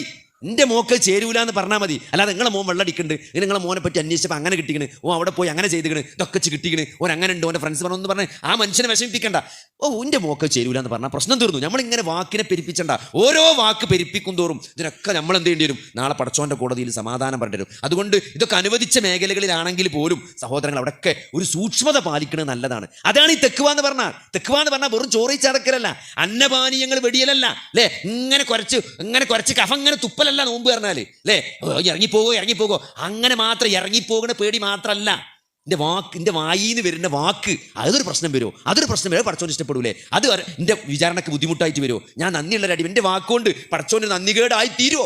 അതൊക്കെയാണ് ആലോചിക്കേണ്ടത്. എൻ്റെ ഓരോ വാക്കും എൻ്റെ ഓരോ പ്രവൃത്തിയും അതൊരു നന്ദികേടാവോ? അതൊരു ഇത്രയും പടച്ചോനിക്ക് നൽകിയിട്ട് ഞാൻ അങ്ങനെ ചെയ്താൽ അതൊരു നന്ദികേടാവോ? അല്ലേ? അതിനാണ് ഇതൊരു പരീക്ഷണമാണ്. നിങ്ങൾ ലഇൻ ശകർത്തും ലഅസീദന്നകും അല്ലേ? നിങ്ങൾ നന്ദി കാണിച്ചാൽ പടച്ചോൻ ഇനിയും കൂട്ടിത്തരും. ഞാൻ നേരത്തെ പറഞ്ഞ ജീവിത ലക്ഷ്യത്തിലേക്ക് തിരിച്ചു പോകണം അല്ലെ? ജീവിതത്തിൻ്റെ ലക്ഷ്യം എന്ന് പറയുമ്പോൾ നമ്മൾ അത് ഈ ഒരു വീടുണ്ടാക്കലോ അല്ലെങ്കിൽ കുട്ടികളെ പഠിപ്പിച്ചലോ അല്ലെങ്കിൽ എൻ്റെ ബിസിനസ് എല്ലാ സ്ഥലത്തും കുറച്ച് ഓഫീസ് തുറക്കാൻ, അല്ലെങ്കിൽ കുറച്ച് ഷോപ്പ്, അല്ലെങ്കിൽ കുറച്ച് ഷോപ്പിംഗ് മാള്, ഇതൊക്കെ ഉണ്ടാക്കലാണ് എൻ്റെ ജീവിതത്തിൻ്റെ ലക്ഷ്യം. അങ്ങനെ ജീവിതത്തിൽ മെറ്റീരിയലിസ്റ്റിക് ആയിട്ടുള്ള ചെറിയ ചെറിയ ലക്ഷ്യങ്ങളല്ല. ഇവിടെ ഇപ്പോൾ ആൾക്കാർ സന്തോഷം കാണുന്നത് എന്താ വെച്ചാൽ കുറച്ച് പൈസ ഉണ്ടാക്കണം. എന്നാൽ പൈസ ഉണ്ടാക്കിയ ആൾക്കാരോട് ചോദിച്ചാൽ ഓലെ സന്തോഷം എന്താ അറിയോ? പിന്നെ കുറച്ച് അധികാരം, ഒന്ന് മത്സരിക്കണം. പൈസയൊക്കെ ആവശ്യത്തിനുണ്ട്. ഈ പഞ്ചായത്തിലോ അല്ലെങ്കിൽ നിയമസഭയിൽ നിൽക്കണം, കുറച്ച് സ്വാധീനം വേണം, അധികാരം വേണം, അല്ലെങ്കിൽ കുറച്ച് റീൽസൊക്കെ എല്ലാവരും ഫേസ്ബുക്കിലൊക്കെ എന്നെ പറ്റി അറിയണം അല്ലേ? അങ്ങനെ ഇതൊക്കെയാണ്. അല്ലെങ്കിൽ ഇപ്പോൾ നമ്മൾ ഒരു എക്സ്പെർട്ടായ ഒരാളാണെങ്കിൽ അയാളുടെ ആ എക്സ്പെർട്ടൈസ് അല്ലേ, നന്നായി ഓപ്പറേഷൻ ചെയ്യുന്ന ആളാണ്, അയാൾ വലിയൊരു ഡോക്ടറാണ്, അയാൾ വലിയൊരു ശാസ്ത്രജ്ഞനാണ്, നമ്മളെ മേഖലയിൽ നമ്മളെ കഴിവ് തെളിയിക്കണം, ഒരു ആദരവ് കിട്ടണം അല്ലേ? ഭാരത പുരസ്കാരം അങ്ങനത്തെ അങ്ങോട്ട് എൻ്റെ പേരിൽ ഒരു ഭാരതരത്നം തൂക്കണം. അതൊക്കെ അങ്ങനെ ഓരോരുത്തർക്കും ഓരോ ആഗ്രഹങ്ങളേക്കാരം. ഇതൊക്കെയാണ് ആളുകൾ ജീവിതത്തിൻ്റെ ലക്ഷ്യങ്ങളും സന്തോഷങ്ങളായിട്ട് കാണുന്നത്. സത്യത്തിൽ വിശുദ്ധ ഖുർആൻ നൽകുന്ന ഒരു മെസ്സേജ് ഉണ്ട് അല്ലേ? ജീവിതത്തിൻ്റെ ലക്ഷ്യം എന്ന് പറയുമ്പം അത് അള്ളാഹു മനുഷ്യനെ സൃഷ്ടിച്ചത് എന്തിനാണോ ആ സൃഷ്ടിപ്പിൻ്റെ ലക്ഷ്യം ആരാണോ സാക്ഷാത്കരിക്കുന്നത് അതിന് ബുദ്ധിൻ്റെ ആവശ്യമില്ല. വലിയ ബുദ്ധി വേണ്ട, അതിന് പൈസ വേണ്ട, അതിന് സമ്പത്ത് വേണ്ട, അതിന് മിനിമം റിക്വയർമെൻ്റ് ഉള്ളൂ അല്ലേ? അള്ളാഹു നിങ്ങൾക്ക് നൽകിയ ഈ ആരോഗ്യം, ഈ കഴിവൊക്കെ അനുസരിച്ച് എല്ലാവർക്കും സാക്ഷാത്കരിക്കാൻ പറ്റിയ ഒരു ജീവിതത്തിൻ്റെ ലക്ഷ്യമേ അള്ളാഹു നിശ്ചയിച്ചിട്ടുള്ളൂ. അള്ളാഹ്ക്ക് നന്ദി കാണിക്കുക. ലഭിച്ച അനുഗ്രഹങ്ങൾക്കനുസരിച്ച് നന്ദി കാണിക്കുക. മതത്തെ കളവാക്കിയവനെ നീ കണ്ടോ എന്നുള്ള ഖുർആന്റെ സൂറത്തുണ്ട് അല്ലേ? മതത്തെ കളവാക്കിയവനെ നീ കണ്ടോ എന്ന് ചോദിച്ചാൽ അത് ആരാണ്? മിസ്കീന്റെ ഭക്ഷണത്തിന് പ്രേരിപ്പിച്ചില്ല എന്നാ പറഞ്ഞത്. ഭക്ഷണം കൊടുത്തില്ല എന്നല്ല പറഞ്ഞത് അല്ലേ? കൊടുക്കണമെങ്കിൽ നമുക്ക് എന്ത് ചെയ്യണം? നമ്മളെ പെരയിൽ വേണം, നമുക്ക് കൊടുക്കാനുള്ളൊരു എന്ത് വേണം? കഴിവ് വേണം. അതില്ലാത്ത എത്ര ആൾക്കാരുണ്ട് അല്ലേ? പക്ഷെ ചോദിച്ചത് എന്താണ്? പടച്ചോൻ പറഞ്ഞ എന്താണ്? ഒരു പ്രേരണ പോലും നൽകിയില്ല എന്നാണ്. അല്ലേ? നമ്മളെടുത്തില്ലെങ്കിൽ നമുക്ക് പറഞ്ഞൂടെ അല്ലേ? കാതറാക്ക നിങ്ങൾ നമ്മളെ ആരോഗ്യത്തൊരു പെണ്ണുണ്ട് അല്ലേ? അതിൻ്റെ ഭർത്താവ് ഇപ്പം മരിച്ചു, വളരെ മോശമാണ് അവിടുത്തെ സ്ഥിതി. ആ കുട്ടികളൊക്കെ പല സ്ഥലത്തും കൊണ്ട് ഖുർആൻ ഹിഫ്ളാക്കാനൊക്കെ വിട്ടേക്കാണ്. എന്നാലും ആ പെരയിൽ വളരെ മോശമാണ് അവസ്ഥ. അതുകൊണ്ട് നിങ്ങൾ എന്തെങ്കിലും ഒന്ന് ചെയ്യണം എന്ന് കാശുള്ളവൻ്റെ അടുത്ത് പോയി പറയാൻ വല്ല ചെലവുണ്ടോ? അതുപോലും ചെയ്യാത്തവൻ, അതാണ് ഒരു നന്മക്ക് പ്രേരണ പോലും നൽകാത്തവൻ. വലാ യഹുല്ലു അലാ തുആമിൽ മിസ്കിൻ അല്ലേ? ഭക്ഷണം കൊടുക്കാത്തവൻ അല്ല മതത്തിന് നിഷേധിച്ചവൻ, ഭക്ഷണത്തിന് പ്രേരിപ്പിക്കാത്തവൻ. അവനെ പറ്റി എന്താ പറഞ്ഞത്? അവൻ മതത്തെ കളവാക്കിയവനാണെന്നാണ്. അപ്പോൾ അതുകൊണ്ട് സഹോദരങ്ങളെ, ഇത് വളരെ സിമ്പിളാണ്, ഇത് വളരെ ലളിതമാണ്. ഏത് മനുഷ്യനും ചെയ്യാൻ പറ്റിയ കാര്യങ്ങളാണ് പടച്ചോൻ ജീവിതത്തിൻ്റെ ലക്ഷ്യമായിട്ട് വെച്ചിട്ടുള്ളത്. ആ ലക്ഷ്യത്തിലേക്ക് മുന്നേറുമ്പം അതിൽ നമ്മൾ ചെയ്യുന്ന ഓരോ കാര്യങ്ങളും നമുക്ക് സന്തോഷം നൽകും. ആ ലക്ഷ്യത്തെ അള്ളാഹുവിനും റസൂലിനെ അനുസരിച്ചുകൊണ്ട് നമ്മൾ ജീവിതത്തിൽ മുന്നേറുമ്പം നമുക്ക് ഉണ്ടാകുന്നതിനാണ് എന്ത്? അതാണ് ജീവിതത്തിലെ സന്തോഷം എന്ന് പറയുന്നത്. അതാണ് ജീവിതത്തിലെ സന്തോഷം. അത് നമ്മൾ കൃത്യമായിട്ട് മനസ്സിലാക്കിയിട്ടില്ലെങ്കിൽ നമുക്ക് സംഭവിക്കുന്ന ദുരന്തം എന്താ ചോദിച്ചാൽ, നമ്മൾ ഈ ജീവിതത്തിൻ്റെ ചെറിയ ചെറിയ കാര്യങ്ങൾ ജീവിതത്തിലെ ലക്ഷ്യമായിട്ട് മാറുന്നതാണ്. അപ്പോൾ അത് വരാൻ പാടില്ല. ഒരു വിശ്വാസിയെ സംബന്ധിച്ചിടത്തോളം അള്ളാഹുവിനെ ഭയപ്പെടുക, അള്ളാഹുവിനെ അനുസരിക്കുക എന്നുള്ളത്, അള്ളാഹുവിനെ അനുസരിച്ചുകൊണ്ട് അള്ളാഹുവിനെ ഇബാദത്ത് ചെയ്തുകൊണ്ട് മുന്നോട്ട് പോവുക എന്നുള്ളത്, അതെങ്ങനെയാണ്? അത് ലഭിച്ച അനുഗ്രഹങ്ങൾക്കനുസരിച്ച് മതി. അല്ലേ? അള്ള തന്ന അനുഗ്രഹങ്ങൾക്കനുസരിച്ച് നന്ദി കാണിച്ചാൽ മതി. അങ്ങനെ നന്ദി കാണിക്കാനുള്ള ഒരു മനസ്സുണ്ടെങ്കിൽ ല ഇൻ ശകർത്തും ല അസീദന്നക്കും എന്നാണ്. നിങ്ങൾക്ക് അള്ളാഹു വർദ്ധിപ്പിച്ചു തരുന്നതാണ്. അത് ദുനിയാവിലും വർദ്ധിപ്പിക്കും, അള്ളാഹു ആഖിറത്തിലും വർദ്ധിപ്പിച്ചു തരും. അത് ആ ജീവിതത്തിൻ്റെ ലക്ഷ്യം. അതിന് ആ ട്രെയിനിങ്ങിന് പറ്റിയ ഏറ്റവും നല്ലൊരു അവസരമാണ് ഈ 30 ദിവസത്തെ നോമ്പ് എന്നുള്ളത്. കാരണം ഇവിടെ നല്ല അനുകൂലമായ സാഹചര്യങ്ങളാണ് അള്ളാഹു നമുക്ക് വേണ്ടി ഇവിടെ എന്ത് ചെയ്തിട്ടുള്ളത്, ഉണ്ടാക്കി വെച്ചിട്ടുള്ളത്. ആ സാഹചര്യങ്ങൾ എന്താ സ്വർഗത്തിൻ്റെ വാതിലുകൾ തുറന്ന് നരകത്തിൻ്റെ വാതിലുകൾ അടച്ച് നമുക്ക് അതിനുള്ളൊരു മനസ്സും ഒക്കെ തന്ന് ആ ഒരു സാഹചര്യം പൊതുവെ നാട്ടിലും വീട്ടിലൊക്കെ അതിന് പറ്റിയൊരു അന്തരീക്ഷമൊക്കെ അള്ളാഹു സംവിധാനിച്ചത് ഈ ഒരു ട്രെയിനിങ്ങിന് വേണ്ടിയാണ്. ഈ ഒരു 30 ദിവസത്തെ ട്രെയിനിങ്ങിലൂടെ നമുക്ക് നല്ല ഒരു അള്ളാഹുവിനെ അറിയാനും മനസ്സിലാക്കാനും ആ റബ്ബിലേക്കുള്ള ഒരു മടക്ക യാത്രയുടെ ഒരു ട്രയലാണ് ഈ 30 ദിവസം എന്നുള്ളത്. അങ്ങനെ തന്നെ അതിനെ കാണാൻ നിസ്കാരം സമയത്ത് കൃത്യമായിട്ട് ഇഖ്ലാസോടുകൂടി ആ പറയുന്നതൊക്കെ ആലോചിച്ചുകൊണ്ട് കുറച്ചൊരു ആത്മാർത്ഥമായിട്ട് നിസ്കരിക്കാൻ, ദുആകൾ, ദിക്റുകൾ അതൊക്കെ കൃത്യമായിട്ട് നമ്മൾ ചെല്ലാത്ത ദിക്റുകൾ ഉണ്ടെങ്കിൽ, സ്ഥിരമായി ചെല്ലാത്തതുണ്ടെങ്കിൽ ഒരു പുതിയ ശീലം, രാവിലെയും വൈകുന്നേരവും ദിക്റ് ചെല്ലാത്ത ആളുകളുണ്ടാവും. അങ്ങനെ ഉണ്ടെങ്കിൽ അത് ഈ റമളാനിൽ അതൊരു ശീലമാക്കി മാറ്റിയിട്ട് റമളാനിന് ശേഷവും അത് നിലനിർത്തുക. അതേപോലെ സുന്നത്ത് നമസ്കാരങ്ങൾ, ളുഹാ കൃത്യമായി നിസ്കരിക്കാത്തവരുണ്ടെങ്കിൽ ഒരു 2 റക്അത്തോ അല്ലെങ്കിൽ 4 റക്അത്തോ ളുഹാ നമസ്കാരം ഈ റമളാനിലൊരു ശീലമാക്കി മാറ്റി അത് റമളാനിന് ശേഷവും നമ്മൾ തുടർത്തി കൊണ്ടുപോവുക. അതേപോലെ തന്നെ ഖുർആൻ പാരായണം. ഖുർആൻ്റെ വിഷയത്തിൽ ഞാൻ നേരത്തെ പറഞ്ഞു, ഹിഫ്ള് നമ്മൾ പഠിച്ചു മറന്ന ചെറിയ സൂറത്തുകൾ ഉണ്ടെങ്കിൽ അതൊക്കെ ഒന്ന് മുറാജ നടത്തി അത് വീണ്ടും ഒന്ന് ആ ഹിഫ്ള് നിലനിർത്താൻ ശ്രമിക്കുക. അതേപോലെ പുതിയ ഏതെങ്കിലും ഒരു സൂറത്ത് ഈ റമളാന് നമുക്ക് കഴിഞ്ഞു പോകുമ്പോൾ പഠിച്ചോനെ ഒരു പുതിയ സൂറത്ത് ഞാൻ ഈ റമളാനിൽ പഠിച്ചിട്ടുണ്ട് എന്ന് അർത്ഥം മനസ്സിലാക്കിയ ഒരു സൂറത്തും അതേപോലെ തന്നെ ഹിഫ്ളാക്കാൻ ഒരു സൂറത്തും, അത് രണ്ടും ഒന്നാണെങ്കിലും കുഴപ്പമില്ല. അങ്ങനെ നമ്മൾ എന്ത് ചെയ്യുക, ഈ റമളാനിൽ മുന്നോട്ട്. അതേപോലെ തന്നെ ഈ അനാവശ്യമായ കാര്യങ്ങൾ അതായത് വർത്തമാനം പറയാം, വാട്സപ്പ്, ഫേസ്ബുക്ക്, സോഷ്യൽ മീഡിയകളുടെ അമിതമായ ഉപയോഗം, അതൊക്കെ എന്ത് ചെയ്യുക, ഈ റമളാനിൽ നമ്മൾ മാറ്റി വെച്ചുകൊണ്ട് പിന്നെ നന്മകൾ വർദ്ധിപ്പിക്കുക, സ്വതക്കകൾ അതേപോലെ തന്നെ എന്താണ് നമ്മുടെ സക്കാത്തുമായി ബന്ധപ്പെട്ട് അതിലെന്തെങ്കിലും വീഴ്ച ഉണ്ടോ എന്ന് നമ്മൾ പരിശോധിക്കുക. അങ്ങനെ നല്ല ഒരു അവസ്ഥയിലൂടെ ഈ റമളാനെ നമ്മൾ മുന്നോട്ട് കൊണ്ടുപോയാൽ തീർച്ചയായും എന്തുണ്ടാവും, അള്ളാഹുവിൻ്റെ ഒരു സഹായം നമ്മുടെ ജീവിതത്തിൽ ഉണ്ടാകും. പിന്നെ ഇതൊക്കെ നമ്മൾ എങ്ങനെയൊക്കെയാണ്, ഇതൊരു പരീക്ഷണമാണ് ഈ ജീവിതം എന്ന ജീവിതത്തിൻ്റെ അടിസ്ഥാനപരമായ ഒരു തത്വമുണ്ട്. അത് നമ്മൾ മറക്കാൻ പാടില്ല. കാരണം നന്മ നൽകിയും തിന്മ നൽകിയും നിങ്ങളെ നാം പരീക്ഷിക്കും. അതിനു വേണ്ടിയാണ് അല്ലദീ ഖലഖൽ മൗത വൽ ഹയാത ലിയബ്ലുവക്കും അയ്യുക്കും അഹ്സനു അമല. ഏറ്റവും നന്നായി പ്രവർത്തിക്കുന്നത്, ഏറ്റവും നന്നായി പ്രതികരിക്കുന്നത് ആരാണെന്ന് അറിയാൻ വേണ്ടിയിട്ടുള്ള ഒരു ടെസ്റ്റാണ് ഈ ജീവിതം. അതിനു വേണ്ടിയാണ് ജീവിതത്തെയും മരണത്തെയും ജീവിതത്തെയും അള്ളാഹു സംവിധാനിച്ചത് എന്ന ജീവിതത്തിൻ്റെ ഏറ്റവും പരമപ്രധാനമായ ഒരു ലക്ഷ്യം മറക്കാതെ നമ്മൾ മുന്നോട്ട് പോവുക. തീർച്ചയായും യുകബ്ബിറുല്ലാഹ അലാ മാ ഹദാക്കും. അള്ളാഹു നിങ്ങൾക്ക് ഹിദായത്ത് നൽകിയതിൽ നിങ്ങൾ അള്ളാഹുവിനെ തക്ബീർ നടത്താൻ വേണ്ടിയിട്ട്, തക്ബീർ എന്ന് വെറും ഒരു അള്ളാഹു അക്ബർ എന്ന് ഒരു നാവ് കൊണ്ട് ഉച്ചരിക്കൽ മാത്രമല്ല, അള്ളാഹുവാണ് വലിയവനെന്ന് ജീവിതത്തിൻ്റെ ഓരോ സെക്കൻഡും നമ്മൾ റിയലൈസ് ചെയ്യണം അല്ലേ? അള്ളാഹുവിൻ്റെ ഈ അനുഗ്രഹങ്ങൾ ആസ്വദിക്കുന്നതിലൂടെ, കാണുന്നതിലൂടെ, മനസ്സിലാക്കുന്നതിലൂടെ, അനുഭവിക്കുന്നതിലൂടെ അള്ളാഹുവിൻ്റെ ഗാംഭീര്യമാണ്, അള്ളാഹുവിൻ്റെ മാഹാത്മ്യമാണ് ഓരോന്നും നമ്മളെ വിളിച്ച് നമ്മൾ മനസ്സിലാക്കിക്കൊണ്ടിരിക്കുന്നത്. അതാണ് വലി തുകബ്ബിറുല്ലാഹ അലാ മാ ഹദാക്കും. ആ ഒരു മാനസിക നിലവാരം അള്ളാഹു നമുക്ക് നൽകിയത് അതിനുവേണ്ടി, അതാണ് വലി തുകബ്ബിറുല്ലാഹ അലാ മാ ഹദാക്കും. അതുകൊണ്ട് സഹോദരങ്ങളെ, ആ ഒരു നിലപാട് ജീവിതത്തിൽ നമ്മൾ മുന്നോട്ട് പോയാൽ നമുക്ക് എന്ത് ചെയ്യാൻ പറ്റും, നാളെ അള്ളാഹുവിനെ കാണുക എന്നുള്ളത് അല്ലേ? ഈ കണ്ണുകൊണ്ട് പരിധിയില്ലാത്ത കാഴ്ചകൾ നൽകുന്ന 2 കണ്ണുകൾ അള്ളാഹു നാളെ പരലോകത്ത് തരും അല്ലേ? അന്ന് ഈ ദുനിയാവിലെ പോലെ പരിധി ഉണ്ടാവില്ല കാഴ്ചക്ക്, പരിമിതിയില്ലാത്ത കാഴ്ചകളായിരിക്കും. അതേപോലെ തന്നെ സഹോദരങ്ങളെ, ചെവികളും കേൾവികളും അങ്ങനെയായിരിക്കും. അങ്ങനെ നമ്മൾ അള്ളാഹുവിനെ കാണുന്ന ഒരു സന്ദർഭം വരുമെന്നാണ്. അതിനു വേണ്ടിയാണ് ആ റബ്ബിനെ കണ്ടുമുട്ടും. നമ്മുടെ ജീവിതത്തിൽ നമ്മൾ ഏറ്റവും സ്നേഹിക്കുന്ന ഒരാളെ അയാളെ കൂടുതൽ അറിയുക എന്നുള്ളത് സന്തോഷമുള്ള കാര്യമായിരിക്കും അല്ലേ? ആളുകളൊക്കെ ഈ അവരുടെ റോൾ മോഡലായ ആളുകളുടെ ലൈഫ്, ഇപ്പോൾ ഗാന്ധിജിൻ്റെ ജീവിത പുസ്തകം വായിക്കുന്ന ആൾക്കാരുണ്ടാവും, ഓട്ടോബയോഗ്രഫി അല്ലേ, ഗാന്ധിജി, അങ്ങനെ വലിയ വലിയ ലോകത്ത് പ്രശസ്തരായ ആളുകളുടെയൊക്കെ അവരുടെ ജീവിത ചരിത്രം വായിക്കുന്ന ആളുകളുടെ എന്തിനാണത്? അത് വായിക്കുമ്പം ഒരു മോട്ടിവേഷനാണ്. അവരുടെ ജീവിതത്തിലെ കാര്യങ്ങൾ അറിയുമ്പോൾ ഉണ്ടാകുന്ന ഒരു മോട്ടിവേഷനും സന്തോഷമൊക്കെ ഉണ്ട്. സഹോദരങ്ങളെ, അതിനേക്കാളൊക്കെ ഏറെയാണ് അള്ളാഹുവിനെ കുറിച്ച് അറിയാന്നുള്ളത്, അള്ളാഹിൻ്റെ റസൂലിനെ കുറിച്ച് അറിയാന്നുള്ളത്. അതുകൊണ്ട് ഈ റമളാനിൽ നബിയെക്കുറിച്ച് കൂടി നമ്മൾ എന്ത് ചെയ്യണം, പഠിക്കണം. കാരണം നബിയുടെ ജീവിതം മാറ്റി നിർത്തിയിട്ട് ഒരു ഇസ്ലാമിനെ മനസ്സിലാക്കാൻ ഒരാൾക്ക് സാധ്യമല്ല, ഖുർആനിനെ മനസ്സിലാക്കാൻ സാധ്യമല്ല. കാരണം നബി ഈ തൗറാത്ത് ഇറങ്ങിയ പോലെ ആകാശത്ത് നിന്ന് ഒരൊറ്റ ഏടായിട്ടല്ല ഖുർആൻ ഇറങ്ങിയിട്ടില്ല. ഖുർആൻ വ്യത്യസ്ത സന്ദർഭങ്ങളിലും ഘട്ടങ്ങളിലുമായി നബി സല്ലല്ലാഹു അലൈഹി വസല്ലമയുടെ ജീവിതത്തിലാണ് ഖുർആൻ അവതരിച്ചിട്ടുള്ളത്. അതുകൊണ്ട് നബിൻ്റെ ജീവിതം മനസ്സിലാക്കിയ ഒരാൾക്ക് ആ ഖുർആൻ കൂടുതൽ ശക്തമായിട്ട് ഉൾക്കൊള്ളാൻ കഴിയുള്ളൂ. അതുകൊണ്ട് നബിയുടെ ചരിത്രം നമ്മൾ ഈ നോമ്പോട് കൂടി എന്ത് ചെയ്യണം, നമ്മളത് പഠിക്കാനുള്ളൊരു ആരംഭം, അല്ലെങ്കിൽ പറ്റുമെങ്കിൽ പൂർണ്ണമായി വായിക്കാൻ പറ്റുമെങ്കിൽ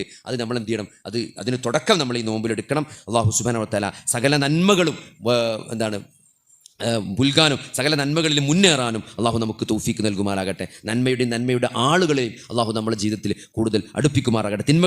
തിന്മകളുടെ ആളുകളിൽ നിന്നും അള്ളാഹു നമ്മളെ കാത്തുരക്ഷിക്കുമാറാകട്ടെ. റബ്ബന ആതിനാ ഫിദ്ദുനിയ ഹസനതൻ വഫിൽ ആഖിറതി ഹസനതൻ വഖിനാ അദാബന്നാർ. അല്ലാഹുമ്മ ഗ്ഫിർ ലിൽ മുഅ്മിനീന വൽ മുഅ്മിനാത്ത് വൽ മുസ്ലിമീന വൽ മുസ്ലിമാത്ത്. അല്ലാഹുമ്മ അഅ്സിൽ ഇസ്ലാമ വൽ മുസ്ലിമീൻ വഅദില്ല അശ്ശിർക വൽ മുശ്രിക്കീൻ. റബ്ബന ളലംന അൻഫുസന വഇല്ലം തഗ്ഫിർ ലനാ വതർഹംന ലനകൂനന്ന മിനൽ ഖാസിരീൻ. റബ്ബന ഹബ് ലനാ മിൻ أزواجنا وذرياتنا قرة أعين واجعلنا للمتقين إماما. اللهم أحينا على الكتاب والسنة وأمتنا مع الإيمان والتوبة. توفنا مسلمين وألحقنا بالصالحين. آمين آمين برحمتك يا أرحم الراحمين. اللهم صل على محمد وعلى آل محمد.